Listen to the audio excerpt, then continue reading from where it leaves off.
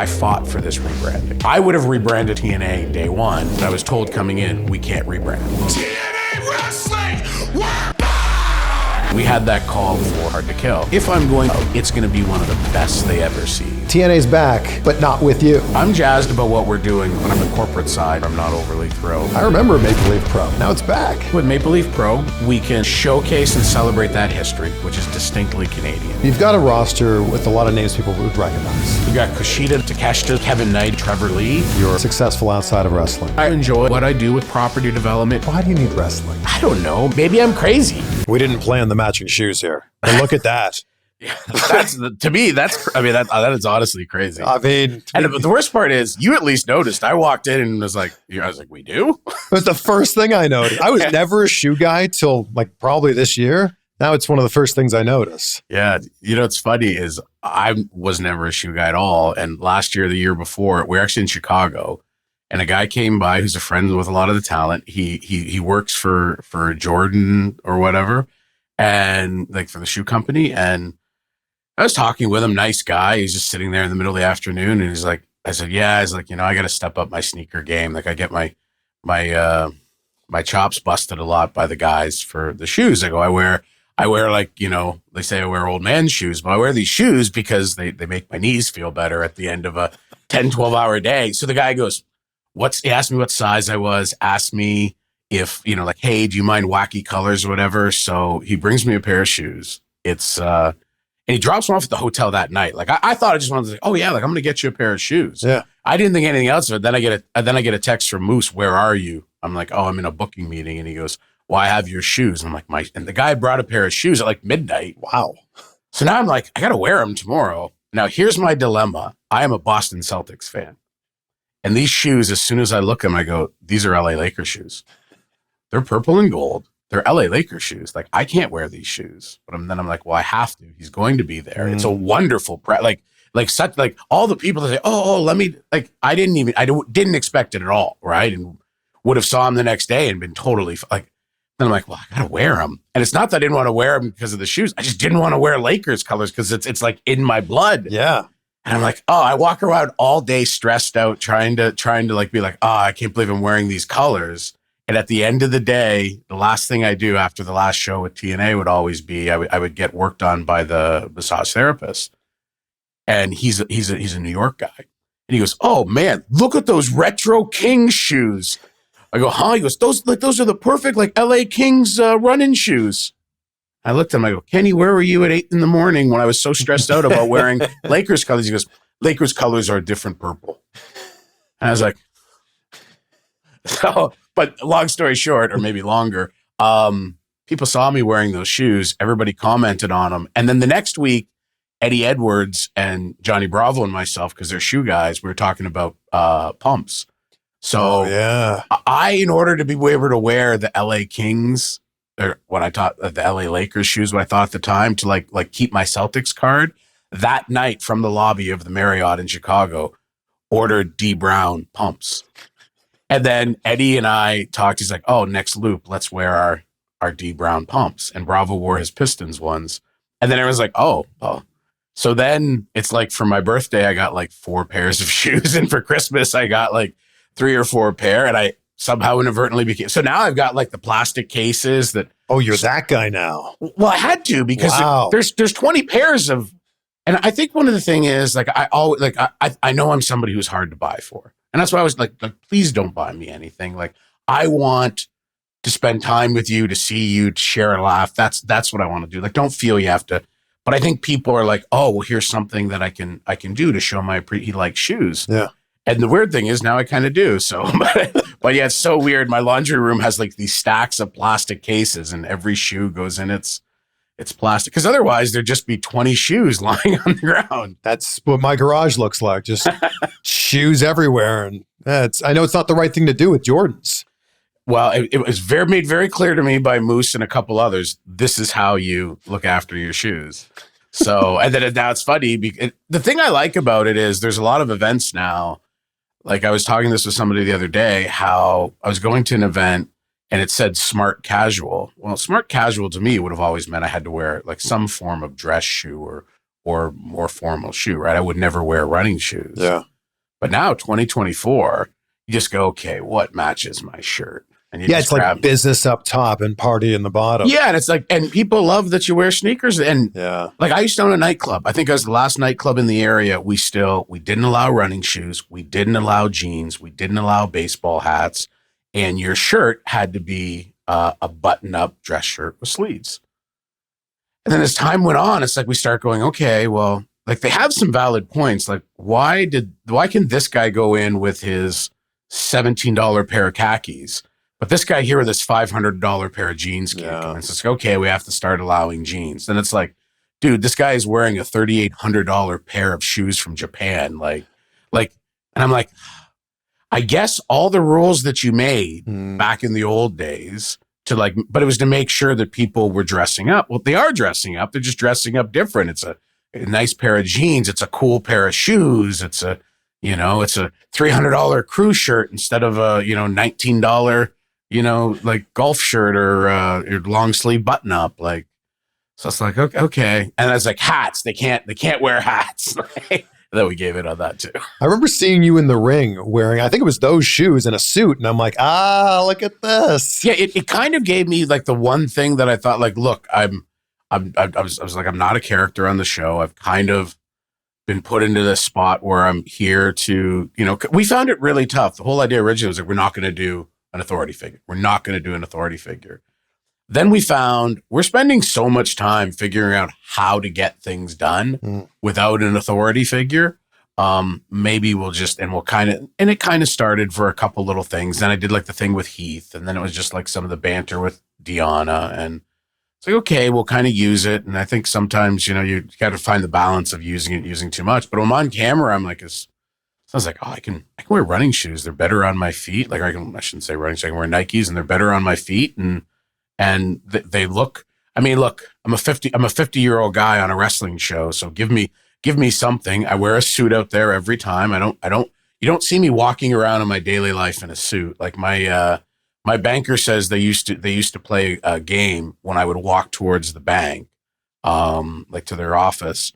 As I'd walk up, they can see from their floor. They're like on the third floor above. And he says they would play a game and it was called Court or Funeral. Because if I came walking in a suit, they knew I was coming or going to court or a funeral.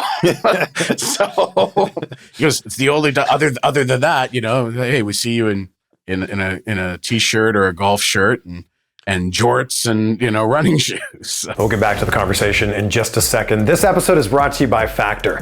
Factor's fresh, never frozen meals are dietitian approved and ready to eat in just 2 minutes. So no matter how busy you are, you'll always have nutritious, great tasting meals ready to go. This is actually what I brought with me for this interview with Scott when I flew to Detroit to record this. And look at what we got on the menu this week. Garlic and herb chicken breast, pesto salmon, Cajun chicken penne. I'm getting hungry just thinking about it. With 35 different meals and more than 60 add-ons to choose from every week, you'll always have new flavors to explore. Treat yourself to restaurant quality meals that feature premium ingredients like filet mignon, shrimp, and blackened salmon. And best of all, you're keeping kitchen time to a minimum. There's no shopping, no prepping, no cooking, no cleanup. Ready to go in just 2 minutes. Pop it in the microwave, boom. Head to factormeals.com/insight50 to get 50% off your first box, plus 20% off your next month. That's code INSIGHT50 at factormeals.com/insight50. But when you were on camera in TNA, maybe you didn't call yourself an authority figure, but it meant something to the fans. When they saw you, especially cutting a promo, they were like, something big's about to happen or some sort of news is going to be delivered here. And that meant something. Yeah, and that was our hope, right? Like, I think Jimmy Jacobs was a big one spearheading it.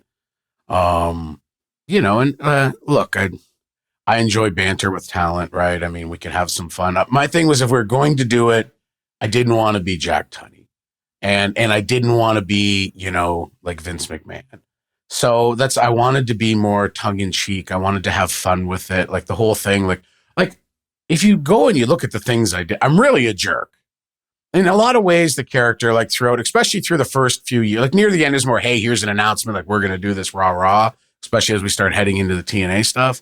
But when I went on TV for Impact, it really, it was like, hey, we got to get this out. Cool. But then it was like, oh, I can just stick it to people. And if you watch it, really the only thing that's consistent is whether I'm talking to a babyface or a heel, I'm probably sticking it to them. And it's the old, oh, I leave, but I come back to really like, oh, and by the way, so our thing was, you know, in a bit of a way, if you come to me for something, it's almost like the saying about be careful when you make a deal with the devil, because I'm going to give you what you want, but I'm going to give it to you in the least advantageous way for you. You know, and then you look at, like, I sit there and look at the stuff we did with Heath, right? With Heath Slater. Like, I'm literally just stopping this guy. Like, why would anybody dig their heels in this deep on this guy wanting to work for you? Like, here's a guy has star power, who's been in WWE, who's literally showing up and trying to sneak in the building and wants to do anything he wants for a job. And I'm like, nope, can't have it. Like, sorry. Like, but, you know, to tell stories, you have to take some liberties. And we just thought that was a fun one. And it led to the whole thing with Heath trying to get a job and his campaign. And has anyone ever used cameos in a more entertaining way than we did? Like, you know, like, I never thought I would be listening to a Flava Flav promo on a wrestling show with him like healing on me to do something like, yo, Scott, hire my boy Heath. You know, it like David Hasselhoff, like, right? Like these things, we just had fun with it. And, you know, look, I enjoyed it. Performing isn't, you know, at the top of my list of things, but obviously I love it, right? I did it for years. And, I always tried to be like, hey, if it works for the show. What I didn't like, it's like, hey, like, we've got you doing, and I'd walk into the room and Jimmy or Robert Evans, who is one of the key guys there, would be like, how things, well, you're going to love a lot of this, but you're really not going to like, you have 2 in-rings. What? And one of them's a contract signing. And I'm like, guys, I hate contract signings. So, you know, then they would have to talk me into doing them, right? Because I just never wanted to do the mundane stuff of being, you know, a authority figure. And I really didn't want to be on TV that much because I wanted to focus on the behind the scenes. But I also, like, look, I have an ego like everybody else, and I enjoy the fun of doing it. But it was really more, I tried to be like, guys, you figure out where we need me, and then we'll debate on how strongly. And I had such a good team there through the years, right? Like, whether it was originally when Don Callis was there, and Abyss and Sanjay Dutt, and then as those guys move on, you know, Tommy Dreamer and Jimmy Jacobs, who I've known since he was like 15 years old, probably. You know, it's just so smart and so good. And then Robert Evans, who I hadn't known at all, but when Sanjay left, like, look, I'm in that room at one point, and I've got, you know, Jimmy Jacobs, who I've known since he was like 14, 15, like, you know, watched him literally grow up from a child to such a, you know, to an adult, and, you know, and it's such an amazing wrestling mind. I've got Sanjay Dutt, who we joke, I hired him still when he was a teenager. Wow. You know, I've got those 2 guys I've known forever. Then I'd have like the Dons or the Tommies or the Abysses I've known forever. Then bringing in Robert Evans was like, oh, this is weird. Like, I'm sitting in a room with someone I don't know. And he was such a great, he was such a great addition, and he brought a little something different, to it, which I always thought was great. So I'm very grateful for the team that I was able to work with while I was there. And that's just on the creative side. There's so many, like, I could eat up this whole interview talking about the unsung heroes behind the scenes that do so much to, you know, and did so much to make that company go. So what have these last 6 months look like for you? Like, there was one point, I think you said you were working 80 hours a week on TNA. February, that comes to a screeching halt. So what have these last 6 months look like? Well, the funny thing is, you know, look, I mean, obviously not the choice of how I wanted things to play out.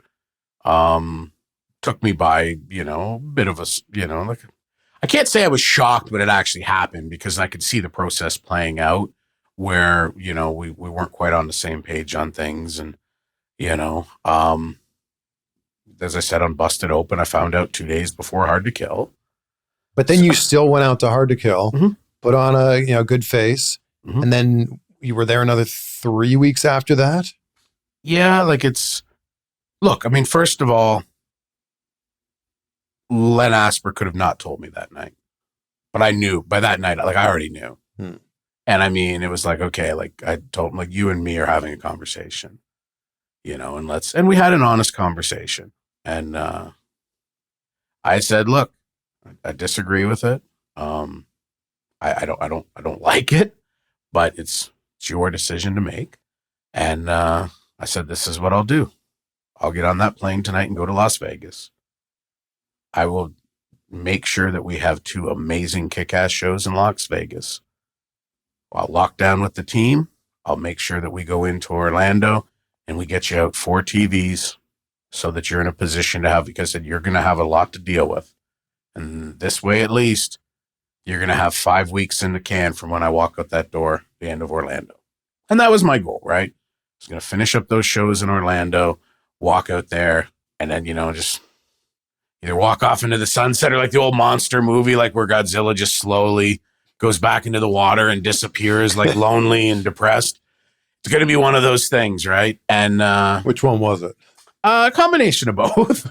But I mean, look, it was certainly melancholy. And the hardest part for me was telling people, because there was a certain amount of, like, look, part of me wanted to tell everybody, which isn't possible. And part of my conversations with Anthem were, there's some people I have to tell that deserve to hear this from me.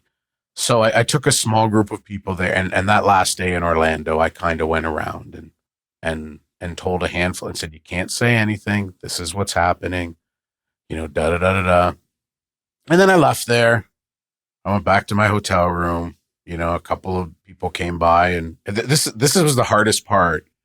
I would tell people and they'd cry. And when they cry, I cry. And then it's like I got to my room and almost like, okay, like here we are. And then a talent reached out and said, hey, can there's a couple who want to come see me. And I was like, sure. It's like I opened the door, they tear up. I was like, okay, I can't do this. Like just being around people is just, it's like I'm got a lot to process. And I didn't process it because, and this is how I'm built, right? There's something to do. So when we had that call on that Thursday night before Hard to Kill, okay, this sucks, not happy, but this is the mission, and you have to complete it. And I was almost like, if I'm going to go out, if this is going to be the last thing that anybody ever sees, it's going to be one of the best things they ever see. Like handling this rebranding was very important to me. I fought for this rebranding. There was a lot of people, like I would have rebranded at TNA day one, except I was told coming in, we can't rebrand. And we had a conversation about it, and you look at the history, like TNA to Impact to TNA to Impact to TNA to GFW to Impact. And it's like, hey guys, let's change the name. Like it wouldn't work. But like, how can I nicely say, I mean, I put my heart and soul into the Impact brand, but only because to me it was still TNA. So how do you not take the news personally? Like, you always hear the phrase, oh, it's just business, but how do you not take you being let go personally? I mean, I don't know if I did the greatest job at not taking it personally. I compartmentalized it, right? There was a lot of anger and there's a lot of hurt. And I tried to offset by saying, look, there was nobody sitting there at a corporate level at Anthem who's going, hey, let's do something bad to Scott D'Amore. They were making decisions that they thought were right, and I can agree with them or disagree with them, but it doesn't change. How does anybody, even at a surface level, think that removing you from TNA is a good idea? Well, I think that they're wrong, so I certainly am not going to justify it. And I think based on that letter that all the talent wrote on your behalf, a lot of people disagreed with this. Yeah, and I appreciated it. It was touching. I also knew when there's people saying, "Hey, like the talent's going to walk out." I'm like, guys, I've been here. It's not happening. Like everybody's upset, and they're going to be upset for a bit. And I said, and they're scared. Well, there's a lot of talent that re-signed or just signed, period, because of you. Mm-hmm. Now what do they do? They go to work just like I did in Las Vegas and in Orlando, right? I mean, look, the way I tried to deal with it was to get those shows done. Then I walked out of there and was like, okay, like I'm finished. Like now I just want to go lay my head down and figure out things. And then I woke up the next morning and put Jordynne Grace in the Rumble and started like assembling people to finance a shot at buying TNA. So you put that together. Do you present them your offer to buy TNA? Mm-hmm. And then where does that go? I presented it to them. I I actually sent it to them the day that the Jericho cruise was leaving. So I just know that because I wanted to get it out before going on that cruise, because then I don't know how. I was on the first Jericho cruise and Wi-Fi was really rough on the first one. And people said, no, it's better. But it's like, I don't want to be trying to do business on the Jericho cruise. So I got the offer out then, and then waited for the process to play out for them to say yes, no, or come back and negotiate. And ultimately, it wasn't something that they were looking at. We weren't going to come to a deal. Are they just saying it's not for sale right now? Yeah, partially, or just like their idea of the value of it, different from mine. And I gander to say there's not a lot of people who love, TNA more than I do. So I thought what I presented was very fair. I think when you look at the market conditions and you look at what the company has, I thought it was a very fair offer. Somebody who's has nothing to do with the wrestling side of things, but is pretty well in the know. And Anthem called me and said, "Buddy, I don't get it." Because I sat down and tried to figure it out, and I couldn't get as high as you got. And I said, a little part of what I did is based off of what I think is there to build, and the confidence that I think, that I can lead a team of good people to get it there. So, that didn't pan out. Then came the okay, how do we? And then from there, I just want the announcement out. Let's just get this in out. Like, this is agonizing. Like, people are asking me questions. Like, people are asking me to make decisions. Like, I'm like, guys, like, I'm not in charge anymore. We need to get this announcement out. Yeah. So, and it got delayed a little. I was like, guys, like, this announcement's going out. Like, like, please, like, for all of our sakes. And then afterwards, there's people that are like, yeah, I kind of knew something was up because I'd asked you 3 times to. And I mean, one of my strengths, I think, if I lead a project, is decision making. Now, you can argue that maybe it's not the right decision all the time, and that's, I'll even look back sometimes and go, well, nope, I made the wrong call there. But you get a decision. Like, that's something. Yeah. I find that one of the biggest things that can just kill a project is lack of a clear direction and lack of getting a decision. So when I worked underneath other people on teams, as much as I want to do what I think's right, most important to me, mission critical to me, is somebody's making a decision.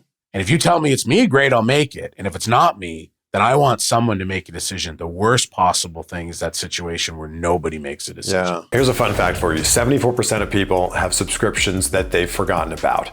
I used to be one of them, but with Rocket Money, I'm no longer wasting money on the ones that I forgot about. Rocket Money is a personal finance app that finds and cancels your unwanted subscriptions, monitors your spending, and helps you lower your bills so that you can grow your savings. Rocket Money will even try to negotiate lower bills for you, lower by 20%. All you have to do is take a picture of your bill, submit it to them, and then they do the rest. They talk to customer service on your behalf, and what you get as a result, and this happened to me recently, is a lower bill. Rocket Money has over 5 million users and has saved a total of $500 million in canceled subscriptions, saving members up to $740 a year when using all of the app's features. Stop wasting money on things you don't use. Cancel your unwanted subscriptions by going to rocketmoney.com/CVV. That's rocketmoney.com/CVV. It must just be so frustrating, because I'm sure it's frustrating for fans. You fought so hard to get TNA back. Mm-hmm. Then TNA is back. You cut this impassioned promo. You're effing back. TNA's back, but not with you. Yeah. What? Yeah. Yeah, that's had somebody say to me, like, between the Chicago promo, like, and by the time we announced the TNA announcement, that's it, Bound for Glory? That's a Bound for Glory, yeah. And it was like, I'm jazzed about what we're doing, but I also know on the corporate side, like, we've got a couple things where I'm not overly thrilled. That's a top 3, top 5 TNA promo ever. Oh, thanks. I think, the other two are Jay Lethal and Ric Flair, and then the Scott Steiner math promo. But everybody's got to bow down to that Steiner math promo. But I think it's your promo, because it just felt so passionate. It's from your heart. And the funny thing was, there was no promo at be like there was no promo set to be. And the most ironic thing is, of all people, the person who said somebody needs to say something here was Lance Storm. he was the producer of the segment, right? And that was just kind of like, it was kind of like, hey, we're going to air this video. We're going to air this video, and then we're going to come up and the talent's going to be in the ring. And then Lance is like, I think somebody needs to say something. And then we talked about it for a little bit, and it was Lance, myself, Lou D'Angeli was there, and there was one other person. And they were kind of like, Lance is like, I think it should be you. And I'm like, and I looked, and Lou's kind of like, and I was like, okay. I said, like, I'll say something. And then we did that. That was impromptu. So, Wow. Yeah. And I mean, I had no idea what I was going to say. Like, I was so concerned about, like, so much time and effort went into that reveal video, and that, and crafting that, and keeping it a secret, and the whole thing, that it was like, let's get through that. Then it's just lights come up. The crowd's going to cheer and chant TNA. Yeah. It's like, whatever. Okay, sure. I'll thank the people or whatever. So I might have been a little jazzed up. You had nothing planned. What, like, I don't even think I knew I was going to say we're back. And then I had to throw in a cuss word because I do that sometimes. But I always find myself, and that's one of the things, if you look at it, when I swear on TV, you always see a corresponding, like, GoFundMe or something where I donate money to. And I'd always make sure people know, like, because we were like, oh, that's your swear jar? You owe a fine. Well, here's the thing. If I say, okay, guys, I fined myself, X amount of dollars, nobody's going to believe me. So when people would come up to me and say, oh, well, you swore, and be like, yep, go to this person's GoFundMe, like whether it was Barry Windham's or whoever else, and you'll see I donated. That's my fine. I said, because none of you are going to believe if I say me or the company fined me. Yeah. This is public. That money went out of my account to something. And then on top of it, it's going to a good cause. Since when talent goes, well, this isn't really a good setup because you can just justify whatever you want to swear now because you're doing something good. And I'm like, maybe you're right there. But yeah, like that period and getting that brand out was important. Seeing it through at Hard to Kill was very important to me. Doing that Snake Eyes event the next day, like the TV taping, was important in the sense that we had an amazing show at Hard to Kill, but wanted to say, hey, and then the TV show now is going to be different too.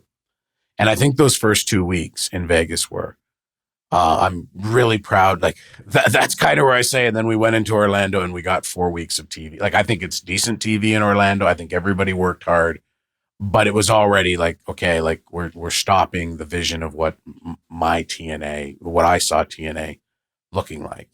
The amazing thing about TNA is for 20 plus years, everybody's been rooting for it. This is not the divisive thing where it's these 3 letters against these 3 letters. Everybody's rooting for TNA, and they always have been.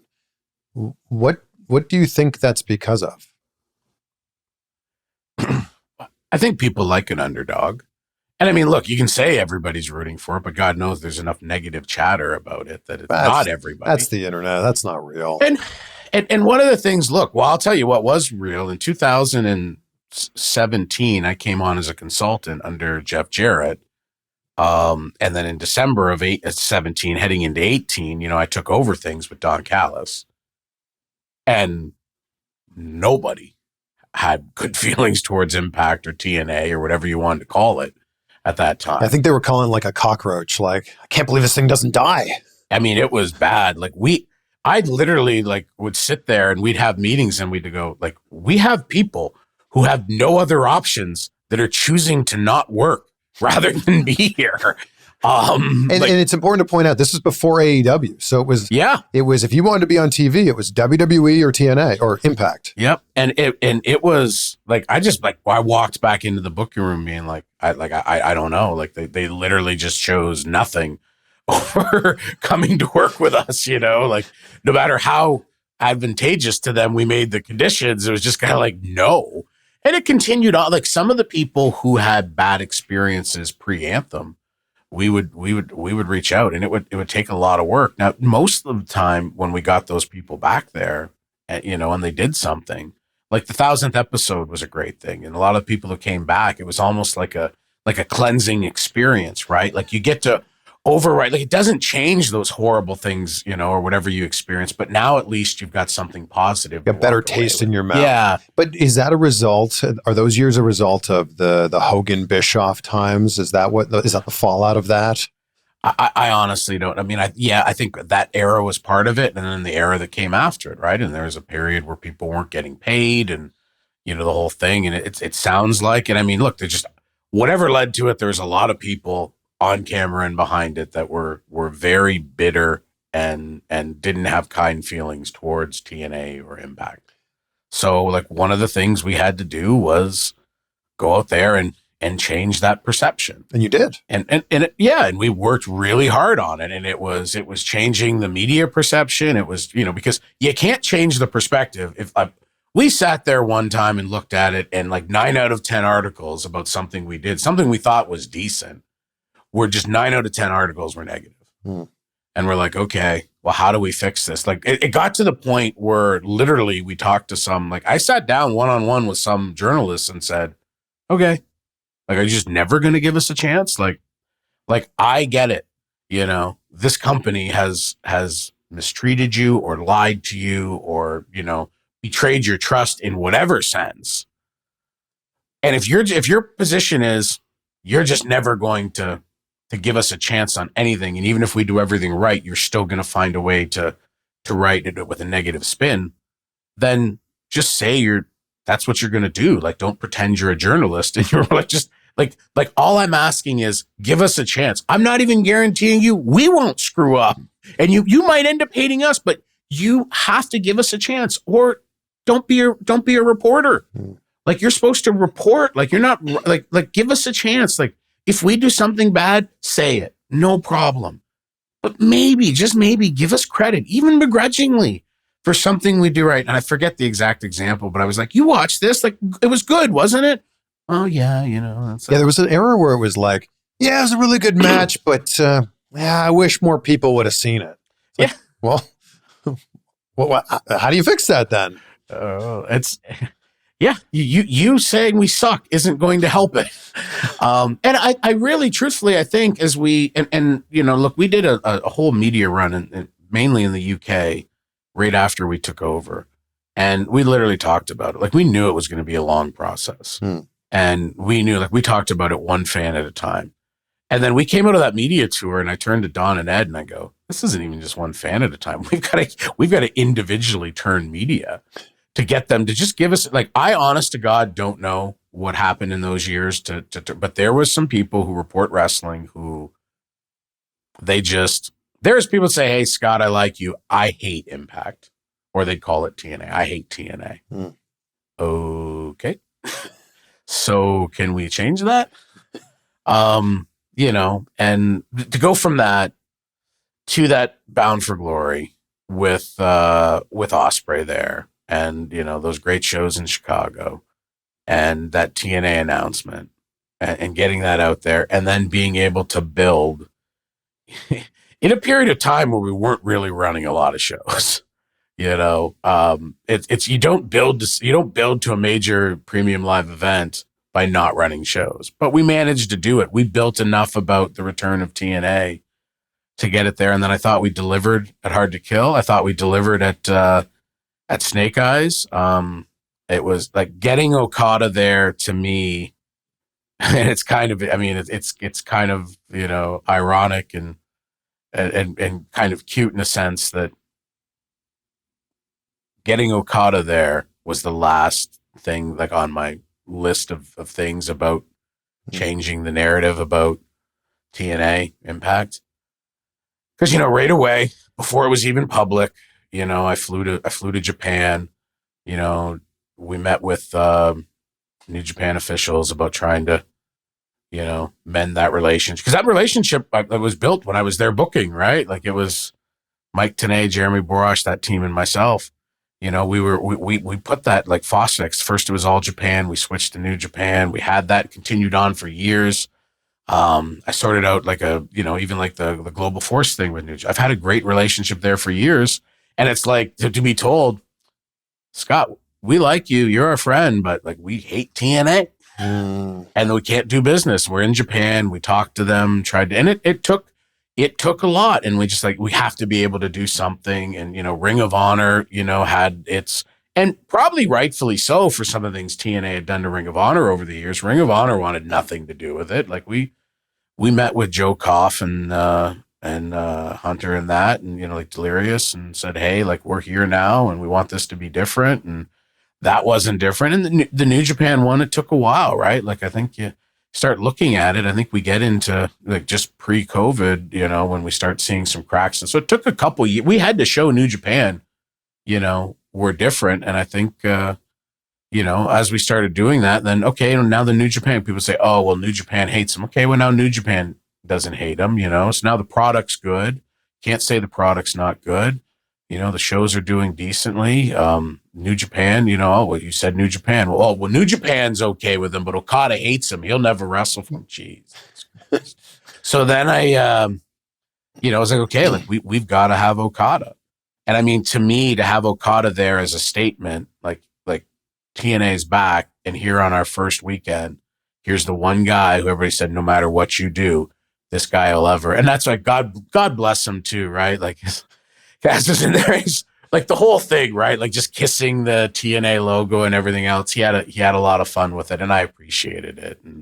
And to me, that was like, okay, like we're not where I want to be, in the sense that I don't like that, you know, I'm 2 weeks away from walking out the door, but I've checked off everything on my list, and, you know, got Okada here, TNA's back, and there's buzz. Yeah. There's buzz. You know, people bought the pay-per-view, like, you know, some people say a record number, which is mind blowing. Will and Josh had that, you know, unbelievable match. And again, that promo there was impromptu. Those guys, you know, had an amazing match, but went 3 minutes short. So you had to fill time. So as a go position, and Tommy Dreamer comes, and he's like, you need to go cut a promo, which is kind of Tommy's default. I think Tommy, if he could, would send me out there every night to cut a promo, because that's what Tommy Dreamer would do. And I'd be like, no.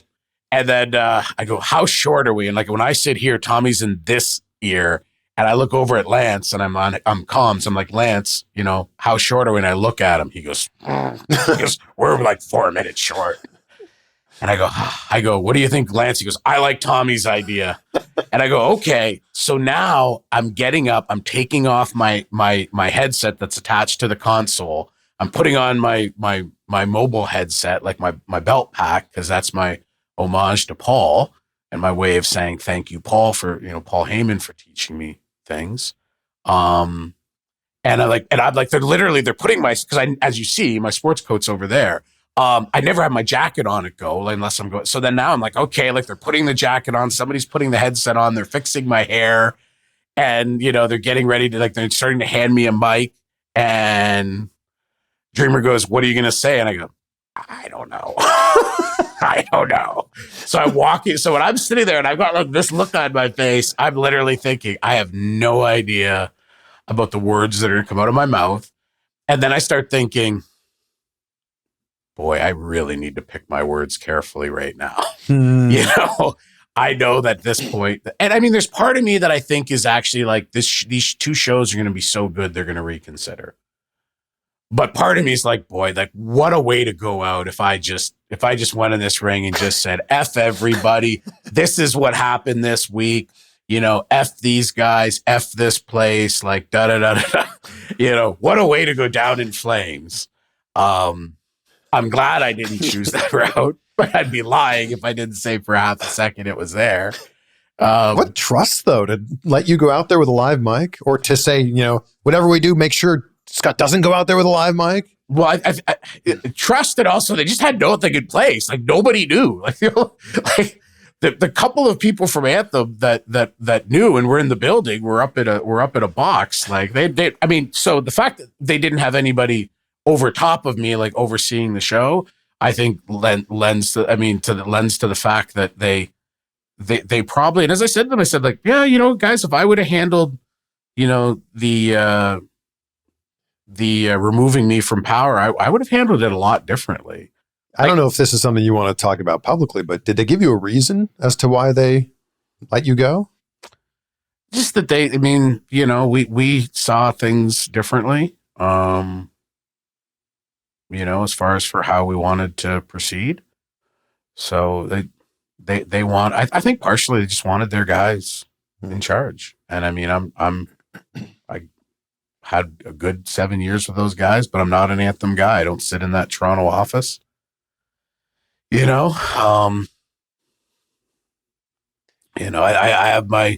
have my thoughts, like, look, I mean, and you can say it's my ego. I don't think it was the right move. And I don't begrudge them, right? Like, I mean, they're doing their thing. They're still going, and it's, they're going to run the company. I always say everything is bigger than one person, and I'd say like everything's bigger than one person. Like even me, if I'm gone tomorrow, like things will still go on, and things have still gone on. Would you consider taking your talents to another wrestling company? Obviously, you've started Maple Leaf Pro, and we'll talk about that. But if WWE called you or AEW called you to be in that similar type of position, I mean, I'll never say never, right? I'll never say never, because you can't say that. You can't say that in wrestling. You can't say that in life. I would have said no. I was never going to jump back in when I left TNA, years ago. So. The right situations there. I mean, obviously, like, look, I said it on Busted Open, and I'm not making 2024. You have to put these things in front of it. I'm not making light of addiction. I come from a family that has had its share of addictions, but it's almost like I said, like I have an addiction, and it's professional wrestling. Like I love professional wrestling. I've loved professional wrestling since I was a kid. It's funny, that promo in Vegas where I talk about watching wrestling with my grandfather when I was like 6 years old. Yeah. I hadn't thought about that since I was a kid until that night in Vegas. Wow. I hadn't told that story to anybody. So when I went in the ring with nothing to say and was just like, I have to say something, I just kind of, I think it kind of organically came. It's just like, here's my love letter to professional wrestling. Was it because my heart was breaking a little bit? Probably. Was it because I also wanted people to know, if you never effing see me again, this is how I want you to remember me. But people may not know that you're successful outside of wrestling. You do very well for yourself outside of wrestling. You don't need wrestling. Are you a glutton for punishment? Yeah, it's funny. I've always strived for years to have people just like, hey, like, it's just a wrestling guy. Maybe like in years past, I had a nightclub, I had a couple of different restaurants and stuff. Just a guy who just always, and now there's people like Kevin Nash. I don't know if you know this, Scott's doing fine. Yeah, look, I came up, my father was an immigrant here, came over here with nothing, formed a construction company, did very well. Construction's not my forte. What I really worked on doing was building a real estate development company. I don't want to go build it. I want to go do everything that leads up to it. So I always, people say, oh, what do you do for a living? I said, well, sort of depends on your perspective. My perspective is I try to build wonderful, walkable, wonderful, livable communities for families to grow up in and live in. They're like, oh, that's wonderful. And I go, the other take is I destroy land and the earth by developing. So are you talking about like you build like houses in a development? Yeah, like condos or like I'll go in and take a raw, what we do at the DeBoer Group is I go in and take a raw piece of property, like a farm or a field or whatever. You can't go in and do anything that's got a ton of trees on it anymore because of, a lot of the protection. Is this in southwestern Ontario? Mainly, yeah. I like do some stuff in upstate New York as well, but mainly in southwestern Ontario. Starting to look at some different projects other places too, but mainly southwestern Ontario. Acquire a piece of land, look at it, and then the amount of approvals you have to go through from various levels of government and environmental to get an approval. Like I steer through that process, and then I work with the all the consultants on that. Then I work with the engineers and the planners on how are we going to lay this out, right? Like whether we have 6 acres or 600 acres. How are we going to tackle this? What are we going to do? Where are we going to put the school? Where are we going to put the park? What are we going to put in the park? What's going to make our park stand out? Like, one of the things that I strive to do when we do a development project is the same thing I do in wrestling. I want to always feel like when somebody brings that project up to me, I want to feel good about it.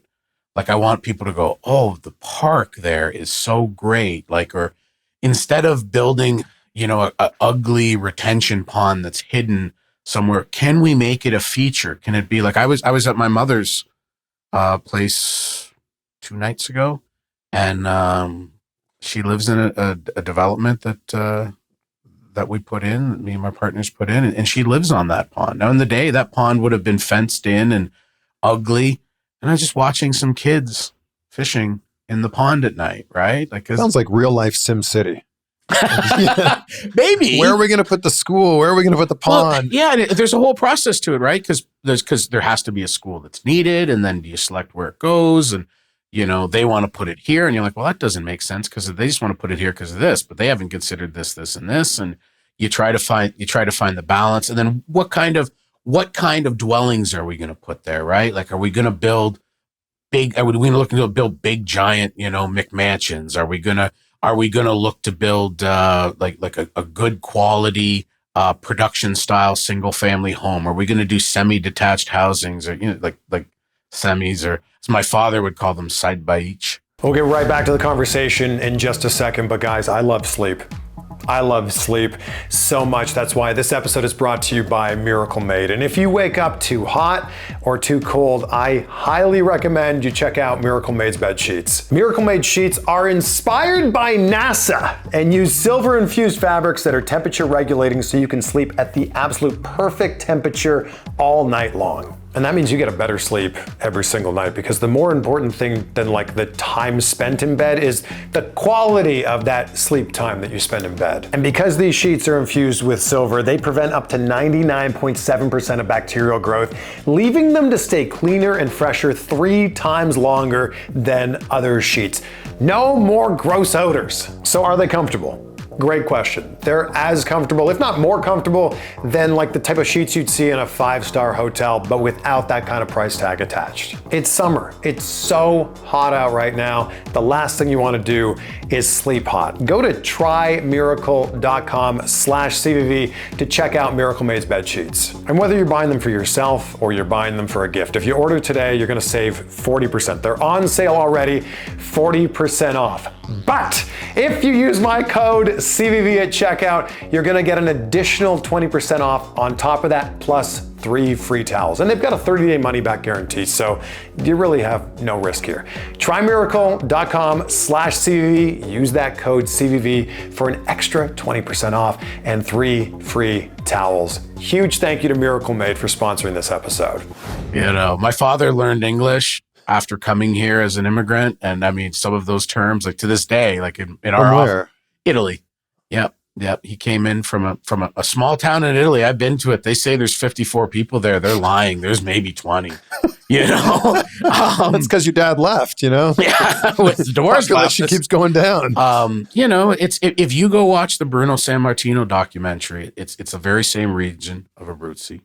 And it's the very same stories. It's soldiers coming in and saying, this is our place now, get out. It's living up on the mountain and trying to think, like, where can we get food?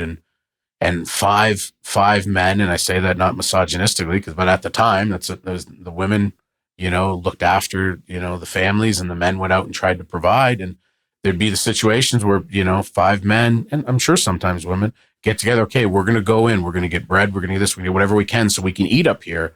And they do that knowing that if 5 of them went, 4 of them may come back. Whoa.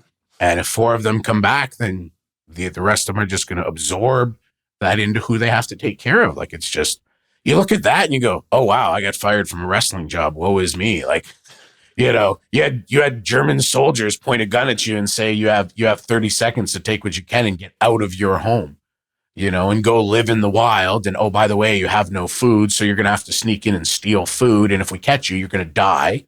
And I'm like, yeah, like, cable's out with this storm. Like, life's hard on me. Your shoot job sounds like a wonderful life. It sounds like a wonderful job. I love it. And I also say it's crazy. I have a business partner who's also a friend, whose father-in-law is actually a business partner. I was a business partner of my father's, and a guy who really is just such a decent, wonderful guy. A guy who, after my old man died and things were rough, and it's like, hey, I don't know if we make it out of this. This partner of mine, and I won't say his name out of respect for him because I would tell everybody.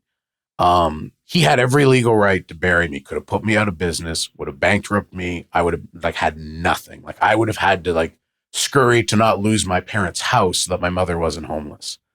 And I'm going to tear up on this one. Rather than do that, he lent me $1 billion. Wow. To dig out. And had my back. And since then, every decision I do is, I want this guy to be rewarded. And my life is good. We came out the other side. I get to do a job that I love doing. I love wrestling. And if, I get to choose between the two of them. Wrestling is so much cooler, but I really do enjoy, what I do with property development. And now I've got a great group of partners. I said I'd never build again. We just finished building 148 condo units. We've got a few hundred more in the pipe.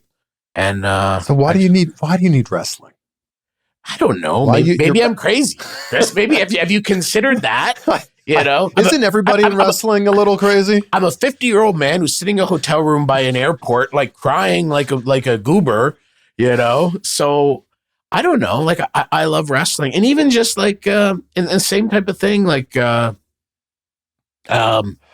reward that comes from look, right now, Petey Williams and Bobby Roode and Abyss and those guys are at WWE, and they're just killing it behind the scenes, And Kaito Kiyomiya is doing great in Noah. That's a kid who moved to Canada to do his excursion, lived in my house. They sent me this child, he was 20 years old, and they're like you need to make him, they sent him to him. He's like, he needs to be bigger, he needs to be stronger, he needs to be a star. Okay. And getting to be part of that process and watching these guys develop and succeed, and Kushida and everything he's done, and all these different people. I love the business. I love wrestling. I love the challenges of it. But I also love there's a guy who posted on Facebook the other day, and he designed the Maple Leaf Pro logo, and he's just so proud of it. I've known this kid since he was literally a child. He's one of the kids that used to cuss at the Border City wrestling shows that that finally got to the point, I went out there, and kind of tapped him on the shoulder while I was on the ground through the curtain. Hey guys, appreciate you and love how passionate you are. If you guys don't stop swearing and hijacking this show, I'm going to effing kill all of you. Okay, cool. I've known him since that. I watched him as a teenager do our fantasy camp, and then, come to the wrestling school. And now he's an adult who's adulting and has a family, and just had to miss one of our shows for the first time because it was his daughter's first birthday party, and he's making his living in wrestling, and he's being a good father and husband. And I'm like, this is amazing. I get to be a part of all these different journeys, right? As a kid who grew up in the Greater Toronto area, the GTA, as we call it, I remember Maple Leaf Pro. Yeah. Now it's back. Maple Leaf Wrestling is just so uniquely Canadian. Yes. And was so cool. I'm of the age where I saw the very tail end of it, right? And really, to Maple Leaf Wrestling, to me, growing up, was WWF Wrestling, right? Because they took over in 84. I'm 10 years old. Did I see Maple Leaf Wrestling pre-WWF? A little. I always remembered hearing about it when I was there. Yeah. What's the idea? You were out of wrestling, right? You were out of wrestling for at least a little while. Now you're back. Yeah. Look, idle hands. So it sounds like you were busy enough with your other job. Yeah. And look, this is a funny story. I won't say I regret it because I was spending time with my mother. I'm blessed to have my 85-year-old mother in good health and sharp mind. She winters in Bradenton, Florida. We were in Orlando. It was you know what? I always go and see my mother on her birthday. Her birthday's February 15th. So I'm always there I promised her, if you go to Florida, I will always be there on your birthday. And I've held to that. But the problem is I've flown in and met her at 4:30 for dinner and had dinner and gone back to her place for, like coffee and cake, and then been gone by 11 o'clock or midnight, and literally only spent 6-7 hours because I was busy, or maybe I spent a day or day and a half, drove over and like stayed there for a week and a half, so just spent time with her and family and everything else. Here's what I didn't consider. Is there a worse place to be when you have nothing to do? And for the first time, when you're used to working nonstop, you have nothing to do. I'm living in a retirement community in Florida. And it's like, okay, I'll get up and I'll go to Dunkin' Donuts and I'll get a coffee. I go to Dunkin' Donuts because there's no Tim Hortons there. I had to get that plug in. One day they're going to sponsor me. I think we can see the cup just off in the 2-shot here. You have a Tim Hortons There it cup. is. Did you get that in Canada and you imported it over here? I did. Although there's some Tim Hortons around Detroit. That's true Canadian Tim The Hortons. thing I love about Detroit is it's the only place in America where you go south to go to Canada. That's right. Yeah. Windsor was actually called South Detroit for a while. Like it was one of the names. There was South Detroit, Richmond, Windsor, and Walkerville that eventually became Windsor. But yeah, no. So I'm in a retirement community. I get up, I get a coffee. Okay, do that. Like get cleaned up. Go see my mom and family because they have a place. And then I just stayed next door, me and my girlfriend, and then have breakfast, whatever, do whatever, talk, go back, okay, putz around, go for a walk, come back, have lunch, then sit there and okay, it's 1:30 in the afternoon. I guess I'll go for a walk again. And I'm starting to panic. So and I'm walking along like the water. And it's a beautiful spot. And then I'm just like, is this my life? Like, how am I going to do this? Like, so I'm glad I did it. I'm glad I spent that time with my mother. But the second that I got home to Windsor is where I was able to start normalizing a bit. Because even though Windsor's always been my base, I've been gone so much that like people just assume I'm out of town.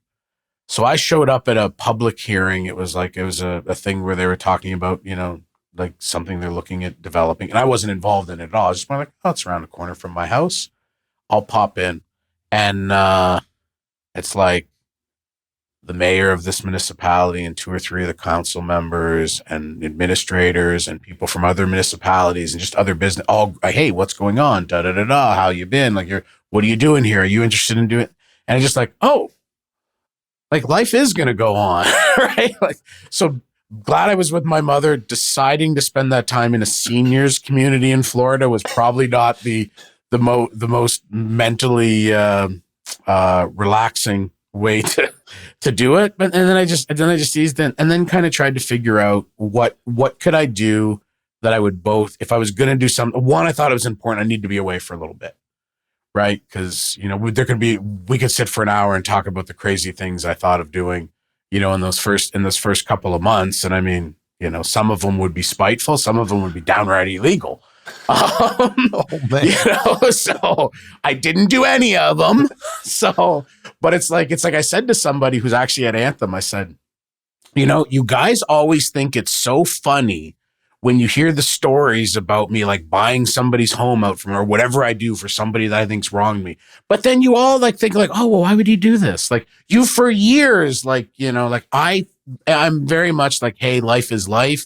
But if you wrong somebody I care about or me, like, yeah, like I'm going to weigh how maybe I can, get retribution. So this is not a situation for that, but it doesn't mean my crazy brain's not going to go there. So it's, hey, here, but it's like I needed all that to work through, right? I needed time to work through that. So I didn't want to talk wrestling. I didn't want to see wrestling. Like when you're, you have a breakup, you don't want to see the person, the next morning. Yeah. So I needed a little bit of time and I needed to kind of work through that and kind of let everything kind of settle in.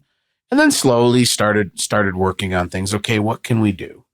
Well, one of the things that I get is every October for years. I mean, like really, probably we used to run every month, but even when I was mostly out of the wrestling business. Since 2012, every October, we run some type of big marquee event at St. Clair College in Windsor, right? It started in 2012, continued up through 18, and then I think 18 or 19 is when we first did a TNA or Impact event as part of it, like Border City Wrestling presents Impact. But we've done it since 2012. So now I've got the college is like, hey, what are we doing this year? And I've got people saying, hey, what are we doing? It's like, okay. Been kind of toying with I bought the rights to the Tunney Family Library years ago, and I haven't really done a great job of getting it out there. So it's like there's something there. There's something. It's uniquely Canadian. I feel strongly that it's very hard for a Canadian to break into wrestling. It's so hard for a Canadian to do anything in the U.S. And because that immigration system, is a real tough one. Like yes, when it's done legally, it is very difficult, right, and expensive and time consuming. And I experienced it, and I've seen same. I've seen lots of other experience where it's like, oh, well, we would use you if you were American. Yeah. So the amount of job offers I got before I moved to the U.S. where they were like, well, do you have a visa? I'm like, no, but happy to work with you to make sure we can get it done. They're like, oh, you don't have one? Oh, sorry, we were going to hire you, but now we won't. Right. And I mean, it makes it, there's such a higher threshold for it. And not just Canadian, but a non-American. Yeah. To get an opportunity, because if you're going to be the top level in wrestling, you have to be in the U.S. for the most part, right? And then you have exceptions. And then the visa is, and what a name! You have to be an alien of extraordinary ability, right? That means you need to prove why they're hiring you over any American. Because there's nobody in the U.S. that can. We need Chris because we have scoured, and you have to be like, hey, we've scoured the country. There is nobody with this set of skills. We have to bring this person in to do it. And it's literally a petition that you're filling out. That's right. And it's like this thick. And it's such an expensive process. And I went through it when I got an O1 visa. And then when I turned that visa into an EB1 green card. What a process it is. Yeah. So I have a ton of respect for anybody from any part of the world that's able to do it. Yeah. And I think with Maple Leaf Pro, we can showcase and celebrate that history, which is distinctly Canadian. We can help current Canadians have a platform where they can be seen. Because it's not even just like, hey, this wrestler from, Barrie, or this wrestler from, Quebec City or Trois-Rivières, or, how about Pickering? Pickering, good town. Yeah, my hometown. Good hockey town. But they not just go wrestle for WWE, like be hired for the day for WWE or for AEW or even TNA, like anything, because they're Canadian. They can't even go over and work like the cool indie shows. They can't go to Sami Callihan's Wrestling Revolver, or to go with Danny Daniels with AEW, like the indie shows that have buzz. Yeah, not without lying to a border That's official. Right. You can't even get those opportunities. So we can provide a platform where, one, I think there's a better chance that the bigger organizations can see somebody and go, hey, there's something there. We can also provide them a platform to build, because as we talked about, you need. Somebody says, okay, great, we want to use Chris. Now that process comes, that application, right? That petition. Yeah. And now it has to be like, you have to prove. So now, how do you prove you're a wrestler of international acclaim or extraordinary skill or whatever else if you've never had these big opportunities? So we can have a bigger platform. So you have 2 shows announced right now in October. What's the plan moving forward after that? We've got the 2 shows in October, which I think is going to be a great kickoff. And then I think it's sort of like what happens in 2025. We come out of there from October. Like, will we do a couple things later in the year? Probably. We're going to keep working on things. We'll have an announcement, I think, by October of some things for next year. But what we're looking to do, we want to. Maple Leaf Wrestling was unique in the sense that, and it's very much in line with 2024, because if you go back and look at the history of Maple Leaf Wrestling pre-WWF, WWE, it was like neutral ground. And even though, like, even back when the territories played nice, they all had their own alliances. Like Toronto, Maple Leaf Gardens is one of the few places you might see Nick Bockwinkel or Vern Gagne defend the AWA title on the same card that you see Harley Race or Terry Funk or Lou Thez defend the NWA World title. Then you might even have Bruno or Bob Backlund come in as the WWF World Champion. They all wrestled at Maple Leaf Gardens. Yeah. If you looked at arenas that you wanted to wrestle in, back in the 50s, 60s, 70s, and into the 80s, there's Madison Square Gardens is Madison Square Gardens. Then after that, like, I don't know if there's a place that was more sought after to wrestle in than Maple Leaf Gardens. It's where Bruno Sammartino went when he had his problems and couldn't wrestle in New York. It's where Sweet Daddy Siki set up his home base when the racial intolerance of him having the nerve to be married to a white woman started, ruining his career in some places. He came to Toronto and he's like, wait, I can walk down the street with my wife, and the person I work for isn't mad at me because I had the nerve to marry somebody who has a different, like, tone of skin. Like, I think we can celebrate that. I want to tell some of those stories because I think there's some amazing stories of cultural significance, for Canadians and connect with people in general. Like I always say, like we talked about my father immigrating here, my uncle immigrated here at the same time. And like my uncle would say, if we didn't have a TV, but if we were somewhere where you could watch a TV, he goes, we didn't understand anything. Like we couldn't understand, a talk show, or we couldn't watch, like a TV drama or something and know what was going on. Like we just didn't grasp English enough. So he goes, but you turned on wrestling and maybe we didn't get, maybe we don't get the, the nuance of the things, but like, I see this guy, he's good, and this guy, he's bad. He do the cheat. And, I know it's the, the BS, but, and my doctors say, don't get upset. But, I watch and, they do the thing with the two guy versus the two guy.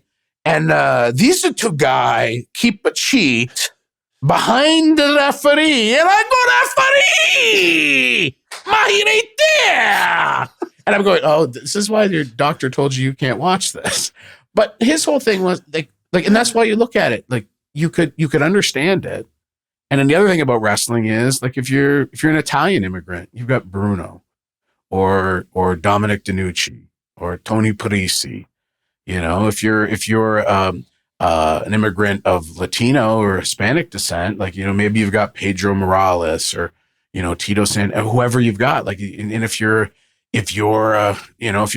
Black African American, then you've got Thunderbolt Patterson, you've got Sweet Daddy Siki, you've got Tiger Jeet Singh if you're brown. Like you have all of these things. Like, and that's, has wrestling historically done representation right all the time? Well, clearly, absolutely not. Yeah.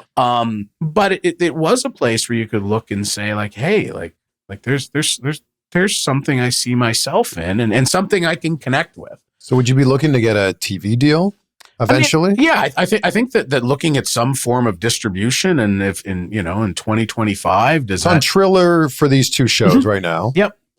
Yep. I mean, Triller's a great platform. Excited to have them, and I think probably no matter what we do, I think there would be a relationship with Triller. I've been working with the guys at Triller since they were Flips Mobile, so.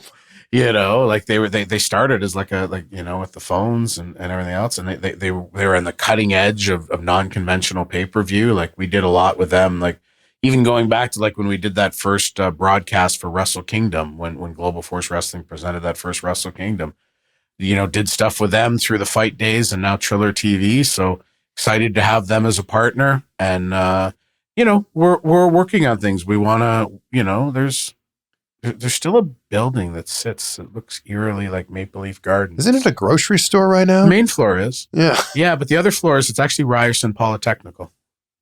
So, and what's included in there is an ice arena. Oh. There's an ice arena with a few thousand seats in there. Somebody sent me something on, I don't know if it's Twitter or Instagram or TikTok or, whatever other platforms out there, but they sent me something that I just had to push on my phone. And it was an interview about, it was Edge, it was Adam Copeland talking about how, the things on his bucket list that he wanted to do. One of them was never getting to wrestle at Maple Leaf Gardens. So the exterior still looks the same. Is it still called Maple Leaf Gardens? No, it's called the Mattamy Entertainment Complex because we're not allowed to have cool names for things anymore. They all get sold corporately, right? Which helps pays the bills, which is important. Sure, but it's still in your heart. It's still Maple Leaf Gardens, and if you look at it, it's still got the maple leaf on the. If you look at the aerial view, it's got the maple leaf on the roof, and it looks the exact same. It still has the marquee out front, that triangle marquee. Yeah. That they'd advertise the games and the matches. Oh, I walked by it recently, and I went, I remember seeing a Leafs game there. Yeah, I loved going there for Leafs game, and sadly, I never made it to a wrestling show. So maybe my first time watching wrestling in that building will be Maple Leaf Pro. Wow. Well, you've got a roster with a lot of names people would recognize. Mm-hmm. You've got Josh Alexander. Mm-hmm. You've got Raj Desi, formerly known as Jinder Mahal. Mm-hmm. Who else do you have? Well, I mean, we've got Kushida there from New Japan and from TNA. We just announced that Takeshita is going to be there. I mean, the guy's just lighting it up in the G1. He's maybe the hottest wrestler in the world, and arguably when it comes to match quality right now. And having him come there, and that gives us that AEW representation. We've got Kevin Knight, who's an amazing young talent from New Japan. We just announced earlier this week that ELP, who just had that 5-star with Takeshita in the G1, he's going to be there. So I think it's really cool. Like we've got a few people from New Japan. We got a few people from TNA.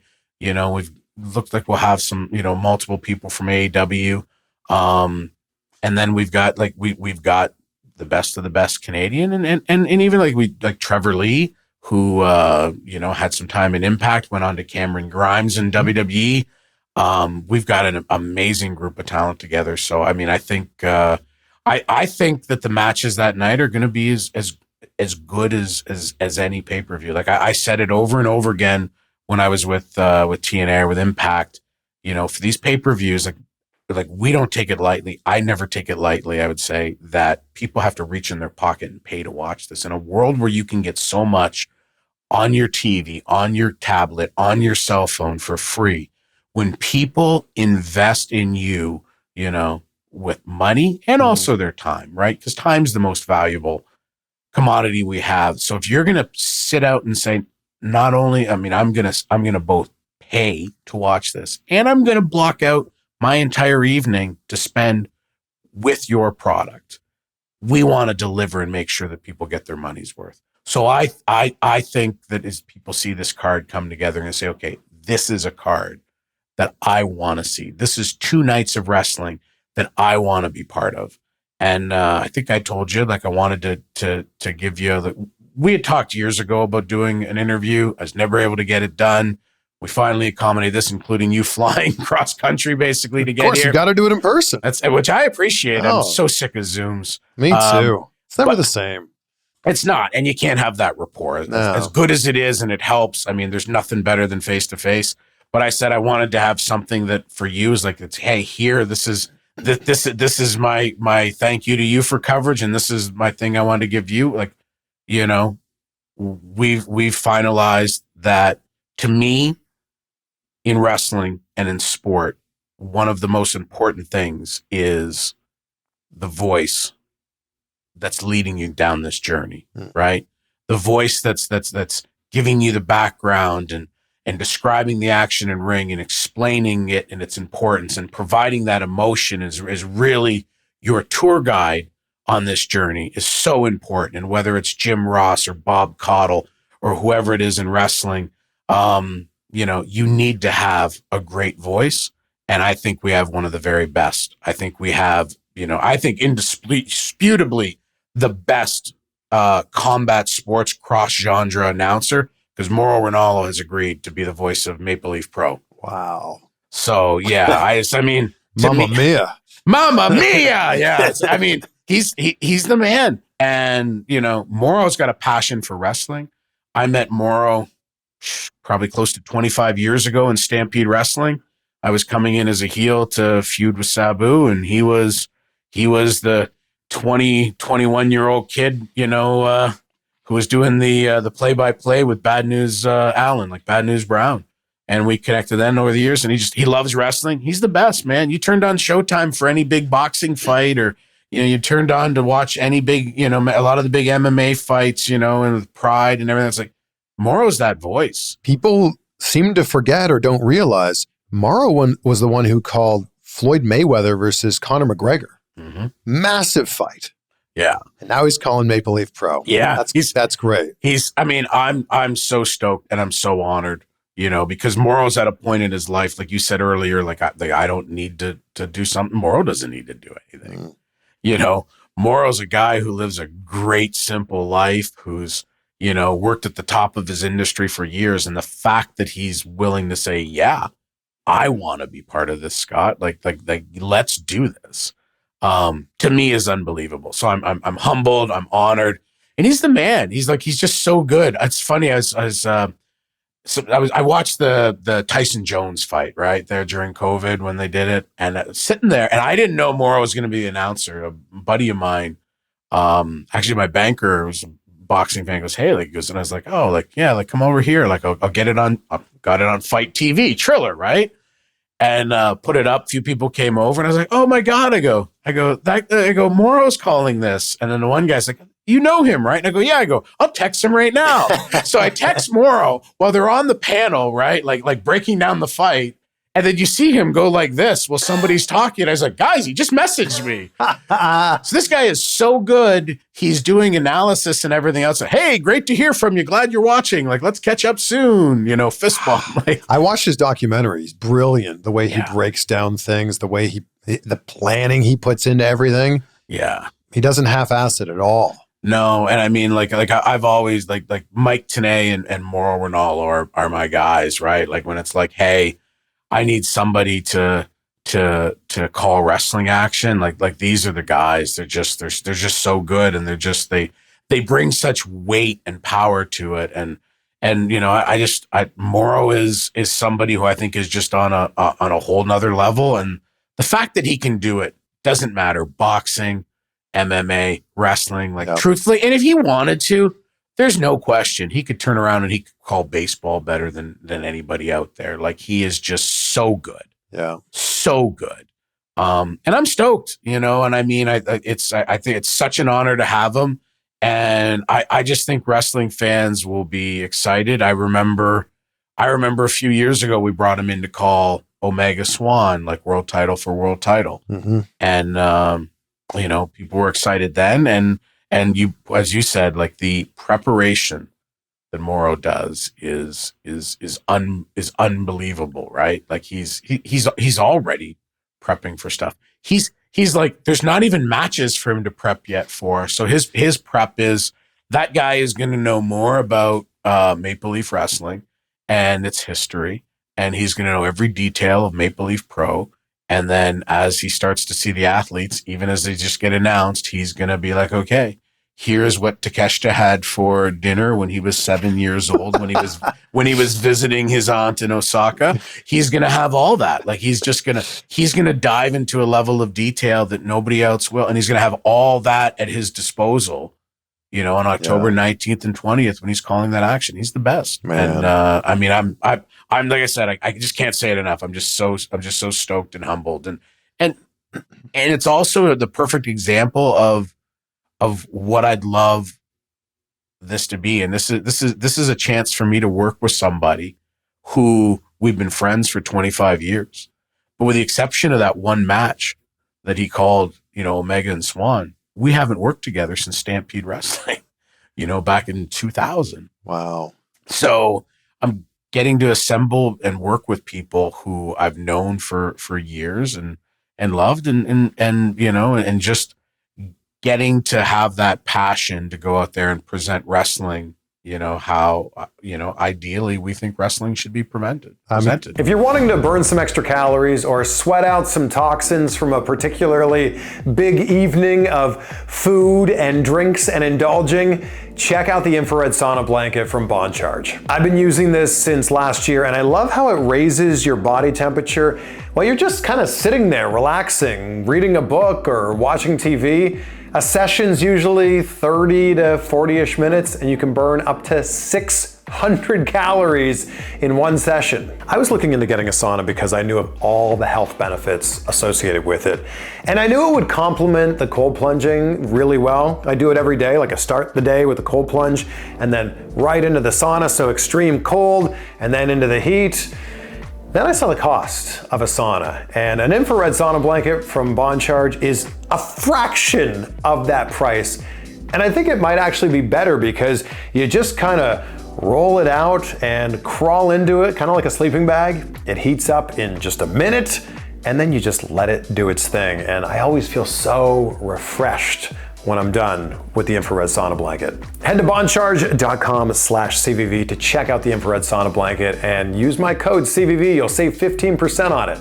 They've got free lightning fast worldwide shipping, and you're covered with a 12-month warranty. So that's boncharge.com/CVV and the code CVV to save 15%. I'm excited to see it.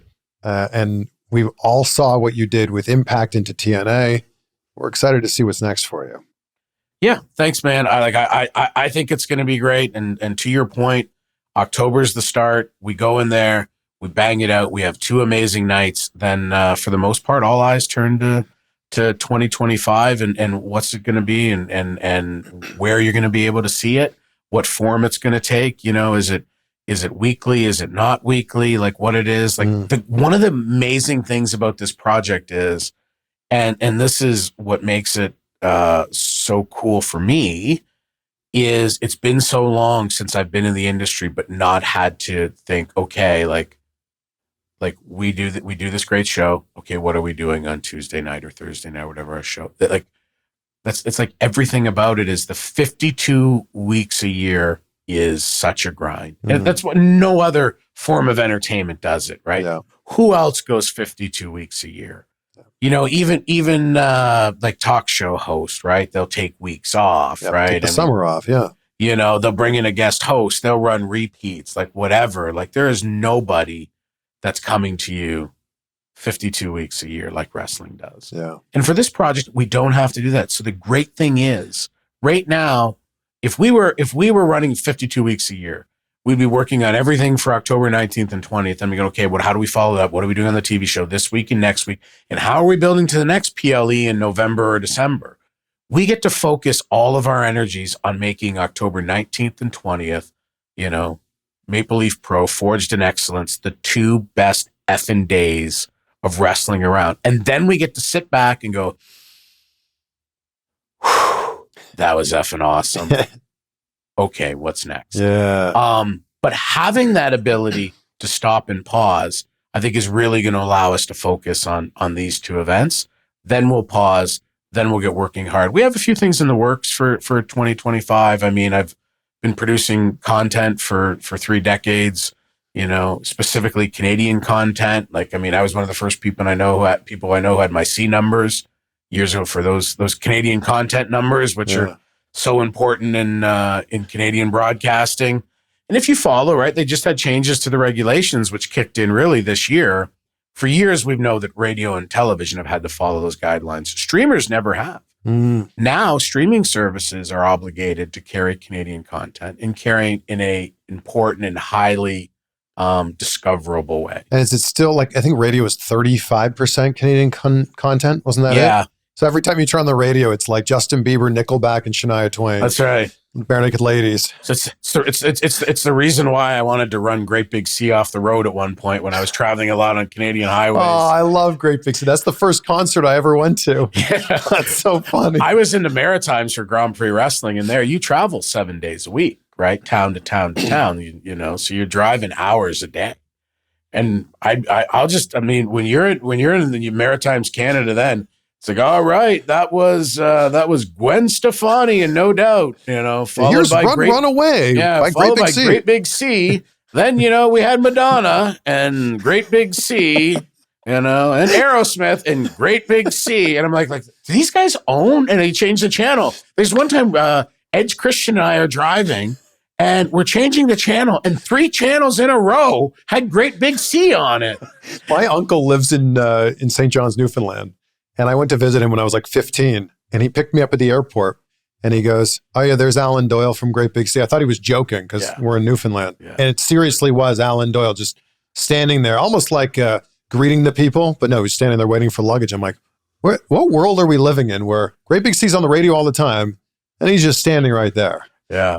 They've had a hell of a career. And I mean, I love Great Big Sea. I use that as because Great Big Sea, Tragically Hip, these are the bands that are so distinctly Canadian. Yes. Yeah. And with great love to them, those are the bands that if you mention them to Americans, that's right. Most Americans don't know them. That's right. Like Bare Naked Ladies ended up crossing over. Yep. And of course, Nickelback crossed over.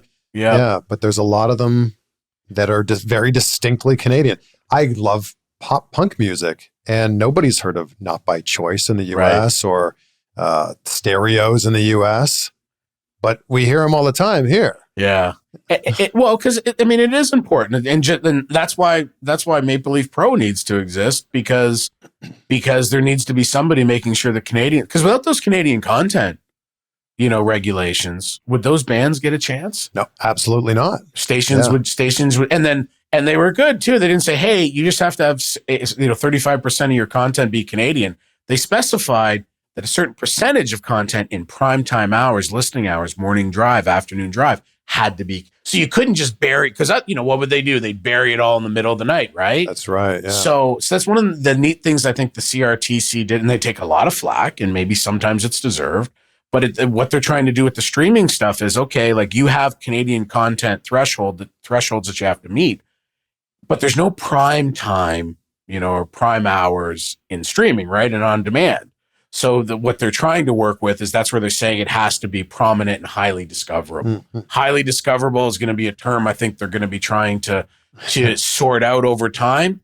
But Crave, which is one of the biggest streaming services, and it's the biggest Canadian streaming service, right? It's Bell Media. I went on my Crave, not that long ago, and the first tray right under the revolving window of like what they're promoting, the first tray is Canadian. Then it goes hit movies, TV shows. That makes it highly discoverable. The first thing I noticed when I got here last night, and I logged into my Netflix in the hotel here, right, is being in the American Netflix, there wasn't a Canadian tray for Canadian programming. And I think what they're looking to push, make sure that Canadians get opportunities. They're also looking for representation with Indigenous and other cultures. So, I mean, like, I think that that's a great opportunity as a content creator to be looking to produce Canadian content in Canada at a time when we finally stepped in and said, hey, all these streaming services have been able to operate however they want. Now they're going to need to focus and feature some Canadians as well. I think it's the perfect opportunity for wrestling, which has always been something that whether it was live events, whether it was radio, whether it was television, whether it was pay-per-view, whether it was, video on demand, and whether it was the network, whatever it is, like wrestling has always been able to be at the forefront of technology. And I think this change, which is probably boring the hell out of wrestling fans that are listening in some ways, to have this change in regulation means that they're going to have to go out there and seek content. And what's wrestling always been? It's always been content that connects with an audience that you can produce, for a reasonable fee. So I'm stoked. You mentioned it earlier with getting Jordynne Grace into the Royal Rumble. Where did the conversations begin with WWE, and what made them open to having these conversations to work with TNA? I reached out to somebody at WWE. I talked to Ed Nordholm, who's Chief Corporate Officer at Anthem, and said, I think, I was thinking this, I was talking to a friend, and I think it's like the timing's right to reach out.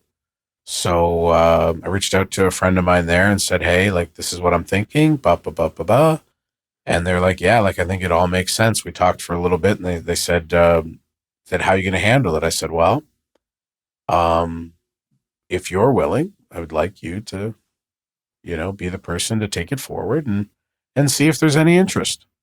And kind of like laid out, and did not a formal proposal, right? Talked about it a little bit, shot something, very point blank, or point form, not point blank, point form, like this, worth having a conversation. And I got a text from Triple H, and we set up, had a chat, kind of just said, hey, It's a whole new world out there. Let's explore things. I think if you look at what WWE and the direction it's been going with Paul and Nick at the helm, I think you see a lot of changes. I think you see a lot of business being done differently. You would not see this TNA collaboration that I'm proud to have been part of starting go the way it has, the way you've seen it. You wouldn't see AJ Styles over in Noah wrestling Marufuji or any of this stuff. Yeah. It's just such a obvious, that with the changing of the guard, there's been a changing of philosophies on how things should be. So, it's that's really just how it started. Then it went from there, and it was very much hey man, we're open. It's a different time. Did it start with Mickie James in the Rumble with the Knockouts Championship, or was that just a complete one-off?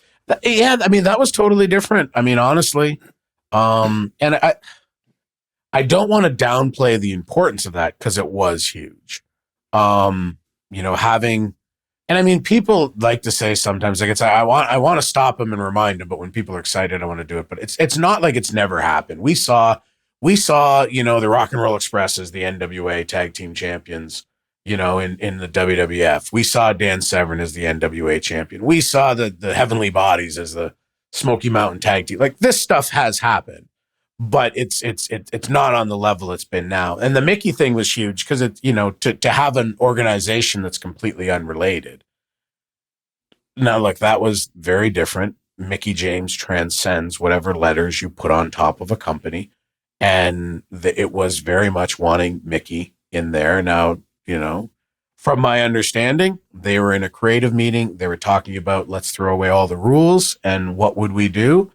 And somebody said, what if we had like Mickie James, come in? And they're like, wasn't she with, the person who told me said there's TNA, even though it was Impact at the time because people would mess that up.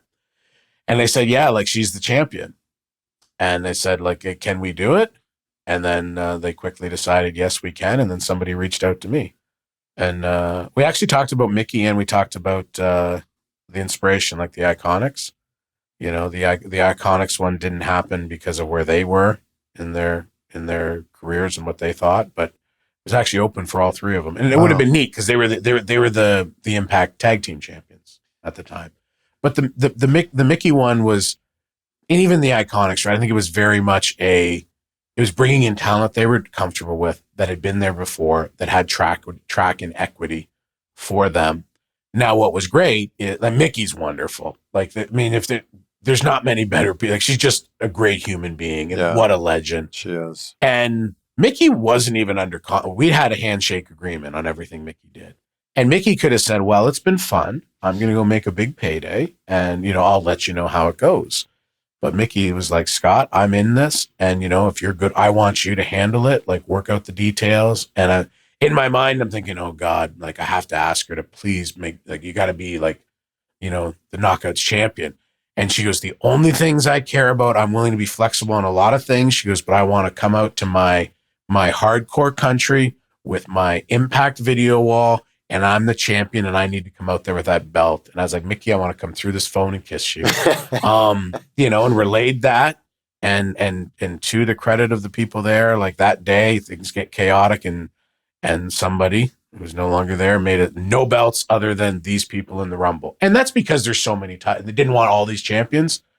And then Mickie sent a text to somebody there and said, hey, like, this was the deal. And then they came right back and said, Mickie comes out with her belt. Wow. So, but to me, like, that was cool, but that was us in some ways riding off of Mickie James being Mickie effing James. Yeah. The Jordynne thing to me is so different because Jordynne is a completely organic TNA person. And they booked her so strong in the Rumble. So strong. Yeah, like, it wasn't like, and from the first we talked about it, she was going to be featured. She was going to have those stared. And it was like, it was handled so well. Communication was fantastic. Like, even that same Jericho cruise, when I sent the offer to thing, I was literally, the boat is pulling away from, is it a dock? Is it still a dock when it's a giant boat? Port. Yeah. We're pulling away from we're leaving the ground. And I'm like thinking like I'm going to lose my signal soon. And one of the last things I get is a text from Triple H, which was just like, hey, I know you might be out of touch this weekend. He goes, just wanted you to know we finalized this, and this. Everything's good, just how we discussed. You know, like have a safe trip, have fun. And I'm like, that is just so freaking cool. And that's just so how wrestling a lot of times hasn't been. Yeah. Like a lot of times they're like, oh, he's gone. He's at the sea. We can do whatever we want to do now and really screw some people over. But it just wasn't. And not that I expected that they would ever do any of that stuff. But like, you know, that they would ever like do anything underhanded. But even just to take the time when you're that busy to say, hey, like, I know he's going to be like possibly out of touch for a few days. I want him to leave knowing we're all good. All these things that we had said, because it was kind of like, yeah, that shouldn't be a problem. All those things were, it's like, hey, it's fine as it's done. Like you're going to be really happy with it. And I was. That little bit of a story speaks so much to his character of like, hey, don't worry, we're good. Yeah, it's funny. Like somebody said, how long have you known Triple H? And I said, well, I guess I've known him since 1994 when he came into WCW. And like, oh wow, you guys have known each other forever. Are you close? And I go, no, not at all. Like the long spans without even a hello. But always respect the guy. You know, previously, I mean, even just how he came into WCW, I was like this guy came in focused. Like even as such a young guy, he was focused, and you knew that he had a plan and what he wanted to do, and look where he is now. It's been great seeing TNA talent being treated really well, booked really well in WWE. I mean, look at Joe Hendry. Joe Hendry's being booked like he's one of their stars. Yeah, and I mean, it's something that should have happened ages ago and never did. It's great that it's happening now. My massive ego loves the fact that I got to be part of starting it, but also, like I said, to be clear, it didn't work. It didn't happen because of me. It happened because it's the right thing. And because give yourself some credit here. Well, I know, Chris, I don't give myself the credit so that you can then jump in and correct me. I'm giving you the credit. This 100% happened because you got the wheels in motion. Yeah. And look, I mean, I'm honored to be part of that. And, you know, and I can look at it and smile. And look, here's Joe Hendry. A guy who like Joe grabbed me the one day and he goes, Scott, did I ever tell you why I chose to come to Impact? And I'm thinking, damn it, he probably did, and I don't remember. And I was like, I don't think so. And he told me a story. First, he told me a story about he was someplace else, and his music was playing. And it's like, okay, here I am, and it was a big moment. And his music has a spot where he comes out. And somebody pushed him and said, go, and like pushed him out. Like before it was the moment, he's kind of like, these guys don't get me. And then he goes, in that moment, as I went to the ring, he goes, I thought of a interview you did in the UK. He goes, years ago when you were doing, I think it was like 2018, 19, you know, it was long before he ended up coming because, you know, he ended up going to Ring of Honor. And he goes, you did an interview and they asked you a question about like something. He was about future world champions. He goes, and you mentioned Moose, Josh Alexander, and Joe Hendry. And I was like, oh, I'm so glad I did that. He goes, and I heard that. And I was like, there's a guy who gets me. So he said like, and he didn't end up coming then, right? He ended up, but then when he became free again, he's like, okay, like maybe there's more money for me somewhere else. But right now, like I want to go somewhere where there's people that get me. And to be clear, it's not like I was the only one, but like he told me I think that's the type of stuff that really makes me feel good, right? Like the fact that he gambled on coming to us at Impact, to TNA, you know, because he trusted us that we would handle him right. And I think we have, and they continue to, obviously. And he's obviously delivered. You know, those type of things are like they make me happy. You know, having reached out to Jordynne when she was on the Indies, and you know, and just be like, there's something there. Like let's bring her in, and you know, and she's a completely different talent, you know, back then from what she is now. But there was always something there that was special. Look at Ethan Page now. Ethan Page is the NXT champion, and I mean he's rocking it, and I mean that's a. You know, it's he's somebody else. When we talk about Maple Leaf Pro and why it needs to exist, you look at Ethan Page. Ethan Page and Josh Alexander both had to go around and try to sneak into the country to work on shows with different companies, and ended up having various problems with, you know, the border. And like, I remember I think my first conversation with Ethan Page is he called me up. He said, "Hey, I got your number from so-and-so. I hope you don't mind, but I got this thing at the border and da-da-da-da." And we talked a little bit, and I sent him a few pieces of paper. But ultimately, people just, as happens, especially in wrestling, yeah, come do the shows, and then we'll get you. Just keep working, and then the visa never comes, right? Yeah. You know, it's coming second Tuesday of the week, as my father used to say. But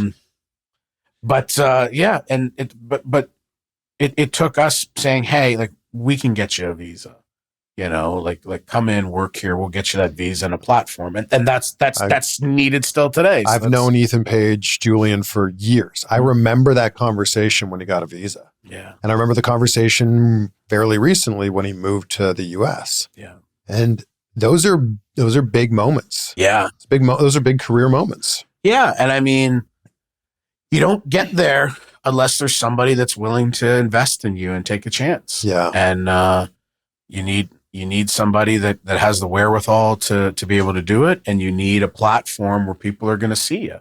So I think with Maple Leaf Pro, we have a chance, because you look at it. When's the last time? And I'm not disrespecting, because there's good shows from Nova Scotia to BC, right? I mean, there's people running wrestling. Like I just saw there's a group in Winnipeg, and I'll screw up the name, but it's like Winnipeg Pro Wrestling or something. They just booked the Burt, which is like a 1,400 seat building, and it's still months away, and they got like, I think hundreds and hundreds, like they're going to sell 1,000 plus, like all these things. Like, but where has there been one that people are seeing on a larger scale? Like, how do we get that? How do we get that platform out there in more places? And it's like we announced earlier this week, an alliance with, QPW in Qatar, and with OPW in Australia. Like, here's a chance where we can take some Canadians. Like, it's a little easier. We can maneuver getting you into Qatar and getting you into Australia immigration wise easier. You can do some events there. This pads your resume. Now, when you get that opportunity to go to the US and when somebody wants to say, "Yes, we want to bring you in, we want to sponsor you in, we want to make a petition," as you said, for you, this is the support for why you're doing it. So if that wasn't even the case, just the fact that you're getting that experience, like if you're a Canadian wrestler, like indie wrestling is very different than TV wrestling. When you roll up to St. Clair College in Windsor in October, you are at a wrestling event. You are using the same production truck that just did Slammiversary. You're doing a building that TNA's run TVs and pay-per-view or premium live events out of. You're having a full crew. You've got the lighting rig. You've got the video wall. You've got a packed house. You've got all those things. You've got producers. You've got everything. You're working in a style that's going to help prepare you. You're getting that experience. Now, if you get to travel the world and go to Australia and Qatar and the UK and everywhere else as part of this, now you're getting that experience, plus you're getting that notoriety. Mm-hmm. So then if NXT comes calling, if Shawn Michaels is sitting there and says, "Hey, I love Chris, I want to bring him in here." Well, now from a legal point of view, what does he have as far as credentials? Oh, he headlined in Melbourne and he did this event in Qatar in front of 5,000 people. And he was on this show, in the UK here at the Copper Box. And, he did this television project in Canada with Maple Leaf Pro and, da-da-da. Well, boom, stamp, here you go. Because the worst thing is when you put that petition in and they come back and say, "We need more proof." Right. And you're thinking, well, shoot, I led Trump the first time out the door. What do I do now? Because nobody goes, "Oh, I'm going to put this in, but I'm going to hold back these things in case they need them." Because they don't say it's not yes or no. It's yes or we need some more info. Right. And then you're like, "Oh, what else could I do?" Yeah. And you're happy that it's not a no. Yeah. Because they can come. We've had no's, but the more info is scary. And then you're like, what the hell else can I? You're like, "Hey, is there anything you forgot to mention? Did you happen to work WrestleMania one year?" I want to ask you, how do you compare the WWE TNA relationship to the AEW TNA relationship? Man, just comparing them is so hard because it's like, I got a group chat with a couple of friends. They're both wrestlers, and it's about basketball. Because like I said, I'm a Celtics guy. I'm a Big Three guy. I'm a Bird McHale Parrish guy. I'm an 80s Celtics, right? '80s Celtics, you know, hated the LA Lakers, but have so much respect for Showtime and Magic and Cream and the Lakers and Dr. J and the Sixers. And, you know, we have this debate all the time, which is a ridiculous debate, right? Like, if you take LeBron and all the best of the contemporaries or the more recent era and play them against the guys of the 80s, like one of the guys in the group text who's a younger guy, he goes, bro, like Bird and these guys, they get crushed. Like, look at how much bigger and stronger the athletes are. And it's like, well, wait a second. Look at the style of basketball. Like, you've got guys who can't play 82. You've got guys who are taking playoff games off, only play 60 regular season games. Like, in the 80s, you played every freaking game all season long. You didn't take a game and you played rough. Like and I'd be like, well, wait a second. I go, let's talk about defense. In the 80s, zone defenses were illegal. You couldn't hand check. Like, I watched basketball and I'm like, wait, what do you mean hand check? You can't what? You're like, we can't put your hand anywhere in the body. It's like, how do you guard anybody? You've literally taken away what defense is in today's basketball. Are they bigger, stronger, faster? Yeah.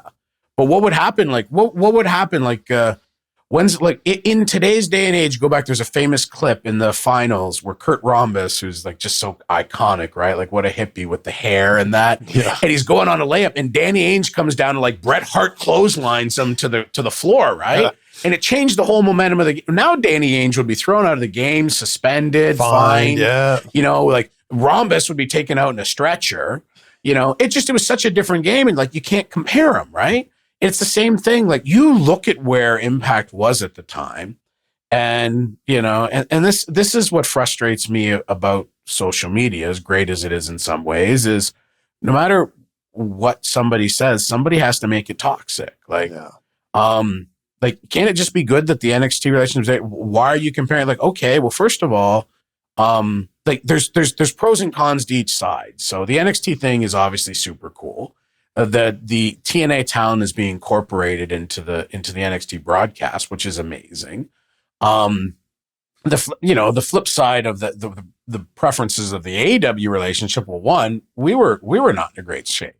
Like, the TNA company is so much stronger now in 2024 than Impact was in 2000. So like, at that point, like, we really, like, we needed a boost. And it was like the heart of COVID too. Like, we never got a chance to put Kenny Omega in front of a crowd. Yeah. Like, we would have been selling a lot of tickets at that point with Kenny Omega. Yeah, he was your world champion. And you know, Kenny was amazing coming in, and I don't think people ever realize how banged up and hurt Kenny is. And there's people they're like, oh, well, Kenny like mailed it in. I watched Kenny get worked on for 90 minutes to try to get enough you know, build up enough strength to go out there and wrestle Moose at 1 a.m. in Jacksonville. And people are like, oh, well, Kenny phoned it in. Like that guy could barely walk. And then that guy sat there apologizing to Moose, giving him Moose a great match that few people in the world could give me. I wanted to do so much more. So sorry. You know, he was great. Now you look at things like, hey, things are going good for TNA now. People go, oh, well, they don't like that Kenny didn't get to drop the belt. You know, Kenny would have dropped the belt, would have loved to have, you know, wanted to put Josh over, wanted to work with Eddie Edwards, just didn't pan out. Like, some of the things that we saw with AEW, like, haven't happened for the TNA relationship yet. Like people will point, I love it. It's like somebody pointed out that, you know, TNA has record low viewership, like on one of the Omega shows. They point out that it's something where none of the DVRs work and some systems were on blackout. Point out the other fact. Point out that the highest rated show in the history of Access TV, the highest rated, not just Impact show, but the highest rated show by a long shot to ever be on Access TV, was that 268 overnight number that Kenny did that grew that well into the threes by the time he did the +3 and the +7. High, like we never did numbers like we did when Kenny came in there. When you look at it, when Kenny came in, the rebellion with him and Swan in the main event, the title versus title, set a record during the Anthem era of buys. It was 3 to 4 times higher than any of the shows leading into it had been.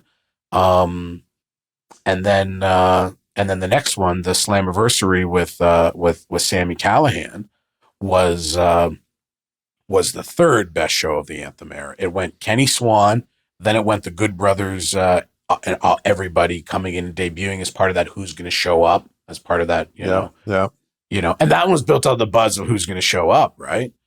This was literally the Kenny Swan one was built off of here's Kenny Omega, here's Rich Swann title for title. Like that did a huge number. And then, like I said, the Kenny Sammy match at Slam was just slightly below the debut of the Good Brothers and everybody off that Who's Coming.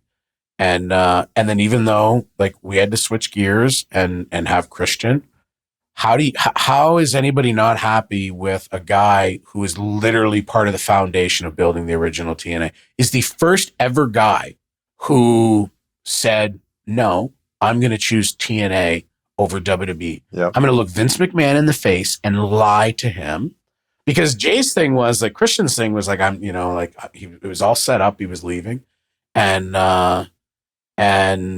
had his talks and everything. And then he was told, hey, Vince wants to see you. This is his last day. And he goes to Vince, and Vince, thanked him. So when he was, I'm just going to go home. Like, Vince, I just need to, I can't do this right now. Like, I need a break. So he's not lying, right? He needs a break from WWE. Yeah. And Vince said, are you going to TNA? And Christian said no. Then he flew and signed his TNA contract. Wow. So he's the first guy that ever chose. So, and people need to remember that was before Kurt Angle went to TNA. Right. And the other but Christian was like Vince offered to sign him and say, hey, stay here, like take all the time off you want while and we'll pay you to sit home. Which I think was Vince's way of testing to see if he was coming to TNA. But I mean, he chose TNA. So we got to bring and again, somebody who left with not terrible terms, but didn't have the greatest taste in the mouth when he left. He came back, went out there, had great matches, and it was very important to Christian to get a chance to make Josh Alexander. He was such an integral part of making Josh Alexander, and he took it so to heart and so personally that he was going to be part of making him. It wasn't just like, hey, I'm going to have a match with the guy and have a good match, and that's going to help him. He talked to him about the promos. We got together, we sat and crafted stuff. Well, I'm going to say this. You think of something like this, like, think in this vein. And like, didn't just tell him what to say, but helped him understand and helped us cultivate the process for it, for Josh Alexander to start knowing how to do his own promos and stories and emotion. And the wrestling comes naturally to Josh. So we knew that Christian and Josh would have a great match. So like the facts were Kenny wasn't going to be the one to drop the belt. There was other options that we had that none of them were better than Christian. And I think Christian was an amazing option. One, with his history had with TNA. Two, he was coming in hot in AEW, and they featured Omega and Christian for the TNA or the Impact World title on that first Rampage, which did a massive number. And then like the Christian Josh match at BFG was perfect. And, Christian is one of the smartest wrestling minds out there and built that whole match to say, hey, this is the guy. Like he beat me fair and square, in the middle of the ring. Like this is our guy. And it did again. It was one of the highest buy rates other than those other three that we talked about. So at dollars and cents, there's no way you can look at the AEW relationship and say it didn't produce dollars. And I'll tell you, I still talk to the guys who headed our digital at the time, like anything that touched Kenny Omega and AEW generated a ton monetization-wise. The downside to it was, we ran into a pickle outside of doing that world title angle. We were stymied in the sense that there was too many restrictions on how to use talent. So maybe what we should have done is dug in and said, hey, like let's take some lower talent, lower on the AEW. Like you look at the talent that's gone over the TNA shows, they're good talents, but you're not dealing with the equivalents of the Kenny Omegas, the Christians, the Matt Hardys, right? Like, and I don't say that the talent's good, like really good.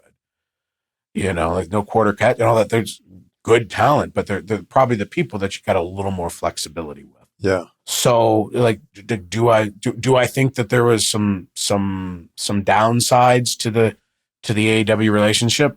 Absolutely. There was some things that were tough, but I don't discredit the fact that there was really no reason for them to do it. No reason to loan us Kenny Omega the way they did and feature him the way we did, which drove money, both pay-per-view buys and television ratings and stream numbers, which turns into monetization. And those clips still to this day perform better than a lot of the other clips that TNA put out. So are the relationships both, have positive negatives? Yes. But I also judge them, in the context, like TNA is in a position now where it's just so much stronger. Like, I just remember we were like, we got to try this AEW thing. Like we're looking, and it helped us turn the perceptions around. It brought people to watch the product. Now, do I think some of the AEW fans tuned in and after a few weeks said, okay, like this is a show we don't need to watch because it's not integrated in, like you didn't need to watch TNA to watch, Dynamite, right?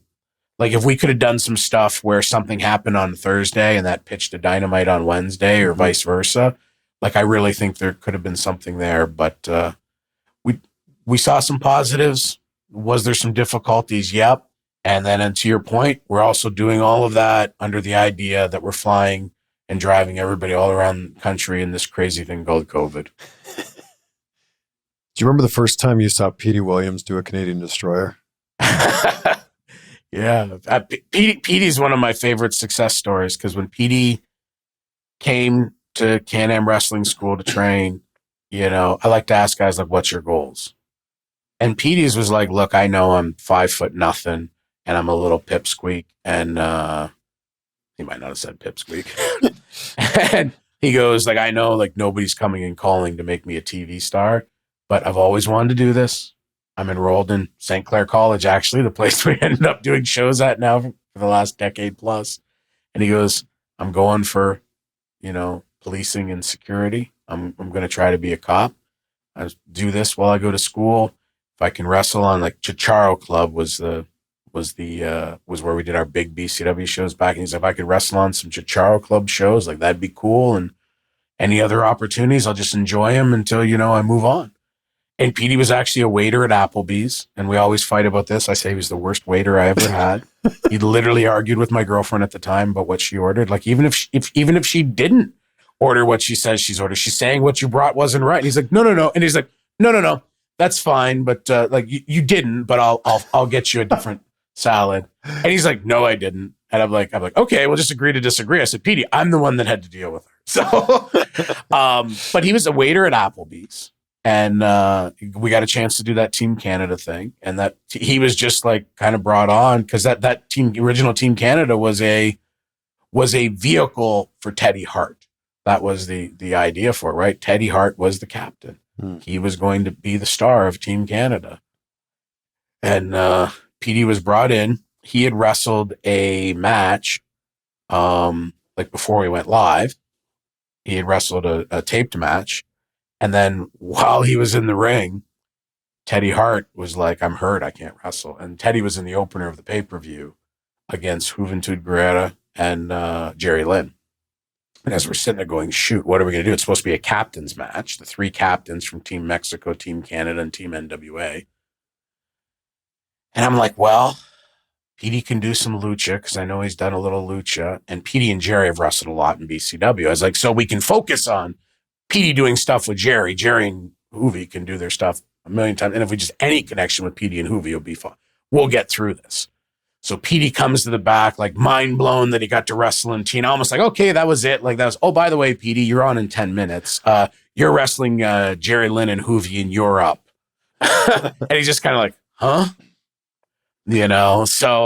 So that's really what I think cemented his spot in TNA. Because I think Jeff Jarrett and I was just blown away.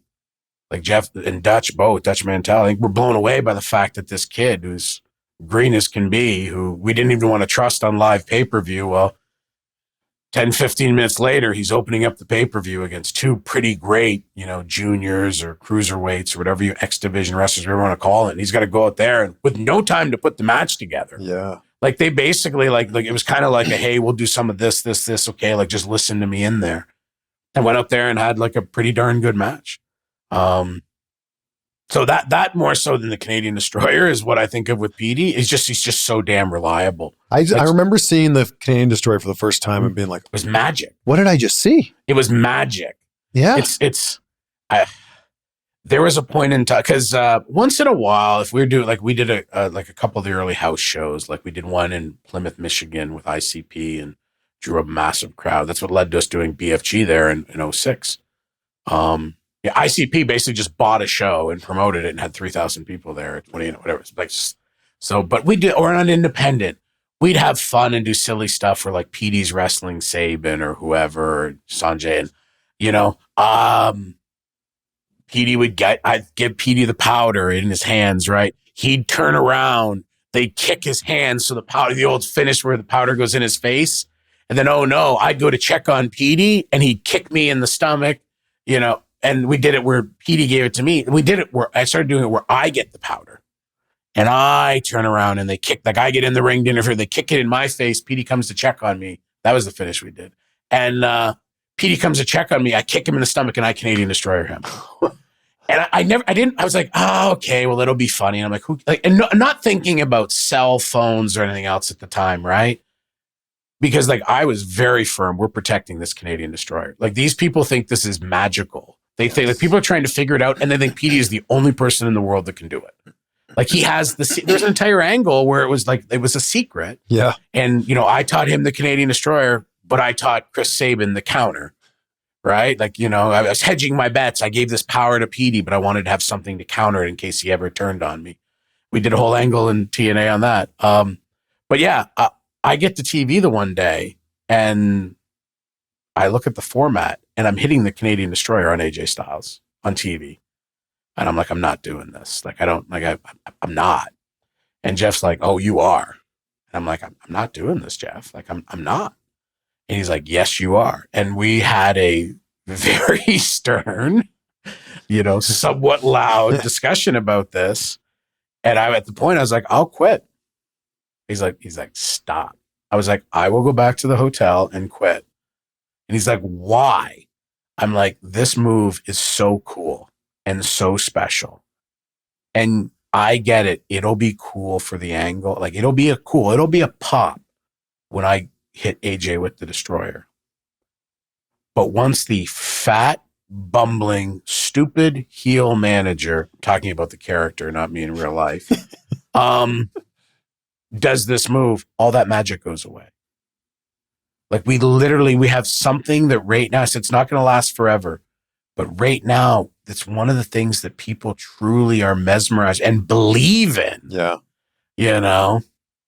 So and that's one of the few times, like as a talent, I put my foot down. It's like, I'm just not doing it. Because it was so cool. Yeah. And it's just so different. I mean, now hey, it means. Reminds me of the DDT now. Yeah. The DDT was devastating when Jake used to do it. Yeah. And now it's in every match. It's like a pile driver, right? It used to be someone gets pile driver and they're going a stretcher. Right. Now they get out of pile driver, they do the RVD, the cool pop up and hit like a big, roaring lariat or something. But look, here's the thing.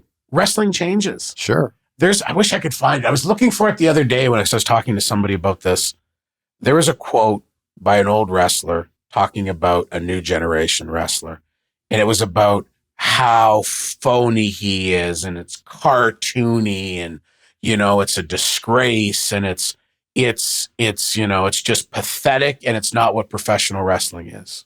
Do you know who the person was talking about? You know who it was and who they were talking about? That sounds like perhaps Jim Cornette. Mm-hmm. Talking about I don't know. Like who would a wrestler now be? Orange Cassidy. Sure. Do you know who the quote was? Lou Thez. Do you know who he was talking about? Harley Race. Now, you talk to guys from Harley's era. He's tough as nails. He's great. He's so believable. But to Lou Thez, he comically oversells and like this stupid comedy. It's ridiculous. Because to Lou Thez, what Harley Race was doing wasn't what wrestling was. That perspective is brilliant.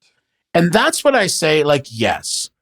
Is there a magical world where I sit down and I get to run a territory and, you don't hit the ropes probably in the first match and everybody stays in the ring and, We protect finish. Like, is there this cool little like 19 yeah, like Dreamer and I talk about this. We'll sit there and watch 70s and early 80s wrestling for hours.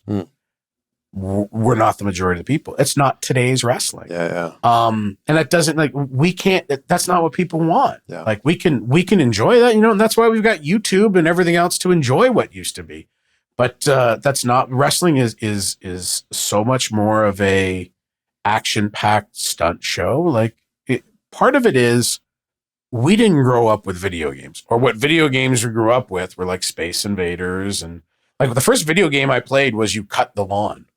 But it was mesmerizing as a kid because you're on a computer. Yeah. And, you're hitting the keys and it turns this way and this way. But your job was to successfully cut all the grass in the lawn. Like, that's what a video game was. Yeah. And you look at what it is now, like wrestlers now, we're multiple generations into wrestlers growing up more with video game. We didn't have video game wrestling when I was young. Yeah. And then when it did come in, like it was, it wasn't what it is now.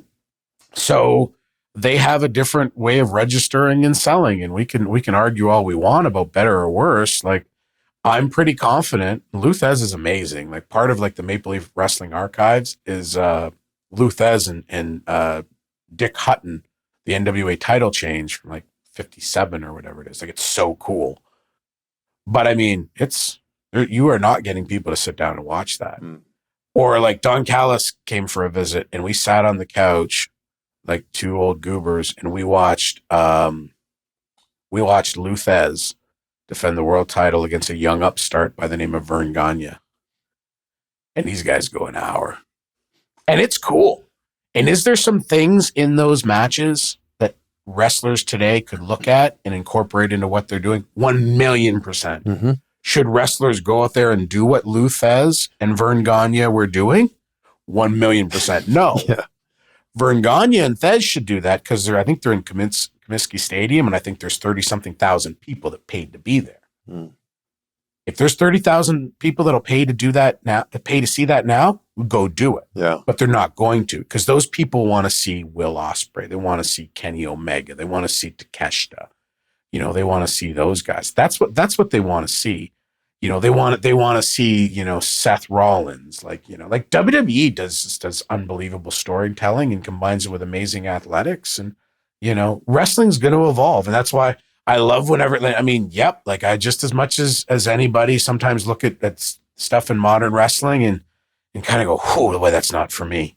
But I always try to remember that Luthez Harley Race quote. Yeah.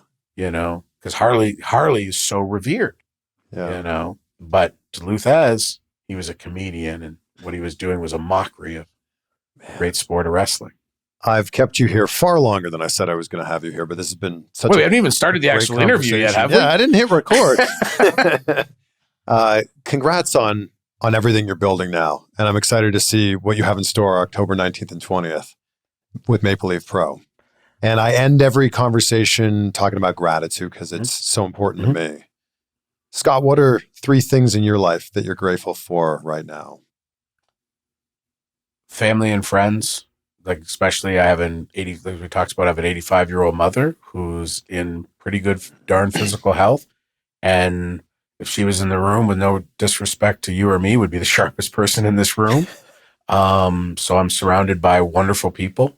Her at the top, but her, my girlfriend, my friends, like I just have amazing people in my life that without that, everything I went through this year would have been unbearable. But once all the dust settled and the emotion dropped and the ego got in check, it's I don't, work for this wrestling company anymore. I had 7 amazing years there, but if I never do anything in wrestling again, look at everything I've done and look at what I have in my life. Mm-hmm. I'm grateful for that. I'm grateful for 30 plus years in the toughest sport in the entire world, as Kevin Sullivan would say. 30 plus years. I started this when I was 16 years old training. I lied on my first wrestling license and wrestled as my brother because I was too young to get a wrestling license. Because you had to be 18 and I was 17. Can they still come back and charge me for that? Ooh, I don't know. Statute of limitations probably gone. I missed a senior English exam to wrestle on WWF television, and it's been an unbelievable ride since then for 30 plus years. And I always preach to my students, none of us deserve anything. Like, this business doesn't owe us anything. And the amount that this business has given me is immeasurable. What it's given to me personally, and also, as we talked about a little bit, getting to be a part of so many other people's amazing journeys. And, you know, it's their story, but just the fact that I got to be adjacent to it or involved in it or a part of it, you know, like seeing, you know, like seeing like the Kushidas and the Kiyomiyas and the Peteys and the Bobbies and the Rhinos and, you know, all these people, Tracy Brooks, like I could go on forever, like, you know, like Frankie Kazarian, Eric Young, like all these people, and getting to be there and be part of their stories. Like, it's truly rewarding. And that's two. So the third would be, I'm grateful that after all this time and having 30 plus years in this industry and life, that I've still got something that I love when I wake up in the morning. And that as long as I keep it in its proper place, and sometimes I don't do a great job as that, as you talked about the 80 plus hours. I love this business. I love this art form, this sport. I love the people around it. And here, as I just celebrated my 50th birthday last year and 30 plus years, I still have a zest for it. And I think a bit of a skill set, and I still get to go out there and do something completely new. And with Maple Leaf Pro, something with the handcuffs off. Like I said, we just have to focus on the 19th and 20th being the best frickin' possible shows. And we get to deliver that to the fans, entertain them. And it'll be amazing, rewarding. It'll be fulfilling. And then we get to breathe, and then we get to decide what's next. And the fact that I still love it, and the fact that I still get an opportunity to be part of presenting that, and the fact that I'm so grateful. You know, people always say, you know, that to stop and pay attention and enjoy some things. Like, I'll be honest with you, when the announcement was coming out about me leaving TNA, and I felt very strongly that announcement had to go out. I had some people basically like say, oh, like it's going to be crazy for you the next couple. And I truly didn't think it would, because when I lost the book in TNA the first time, my phone rang once that day, when the news broke. Who was it? Tommy Dreamer offering me a job. Wow. So that was I'm not saying anything bad about anybody else. Like, back then you had to pick up a phone and call. It rang a lot more this time. Well, it was the text messages and the post. Like I can't, I don't even know how many posts there were on social media, but even just the text messages and DMs and everything, it took me days to return them. It was so overwhelming. And I just didn't expect it. I honestly thought it would be like the first time, like a few close people might reach out. It was so overwhelming and touching. And then the same thing, like I should be, as we got ready last week, and we announced Maple Leaf Pro on my 50th birthday, right? So I wanted something to do other than have people tell me how old I was. And, you know, the response was fantastic. And I'm so grateful that people appreciated the body of work in my career, and specifically those 7 years with TNA, and they showed that love when I left. And I'm so grateful that when I said, hey, 6 months later, which 6 months is a long time in this day and age, that when said, hey, this is what's next, people were excited to hear it. So those would be my three things. Then if I can make one parting thing, if wrestling fans can just enjoy wrestling. And and I stayed off social media. I learned I had to stay off social media after the announcement. Because here's the thing, I would see people that were like, hey, who cares that Scott's gone? You know, TNA is going to be fine. And then people are coming on there defending me, but they're not defending me. They're just saying other toxic, terrible stuff. So it didn't matter. If somebody said, hey, TNA, you know what? Like, I was worried with Scott leaving, but TNA is doing great. People who think they're defending me are going out there and slagging what's going on. or vice versa. Somebody saying, "Oh, I want Scott back," or somebody else saying, "Oh, well, screw you." Like just enjoy wrestling. Just enjoy wrestling. Like at the end of the day, I try to keep in mind, this is a business. We're grown adults dress up in fancy, shiny underwear and put on a choreographed, fighting sequence. And then we get mad about the dumbest stuff. Like wrestlers, we get mad when people say that it's not real. And then fans get mad because they don't like something or this booking or, hey, like enjoy wrestling and enjoy all wrestling. And if this wrestling isn't your cup of tea, cool, it's somebody else's. Yeah. So don't watch it. Watch the wrestling you like. Yeah. And just don't root for failure. Don't root for failure. Because you know what? Life's too short. And 50 years on this planet have taught me that there's a lot of things that I've spent time, frustrated or worked up over. Yeah. And when you look back at it, you go, that was so dumb. So I'm glad I'm grateful that I got 3 things and many more I could keep going to be grateful for. And I'm grateful for that passion that wrestling fans have, because we all have it. And I just wish that they'll direct it in a positive manner. I'm so glad we got to have this conversation. Finally. I'm talking about this for years. So thank you for making this happen. Yeah, awesome. Thanks, Chris. Appreciate it. Appreciate you.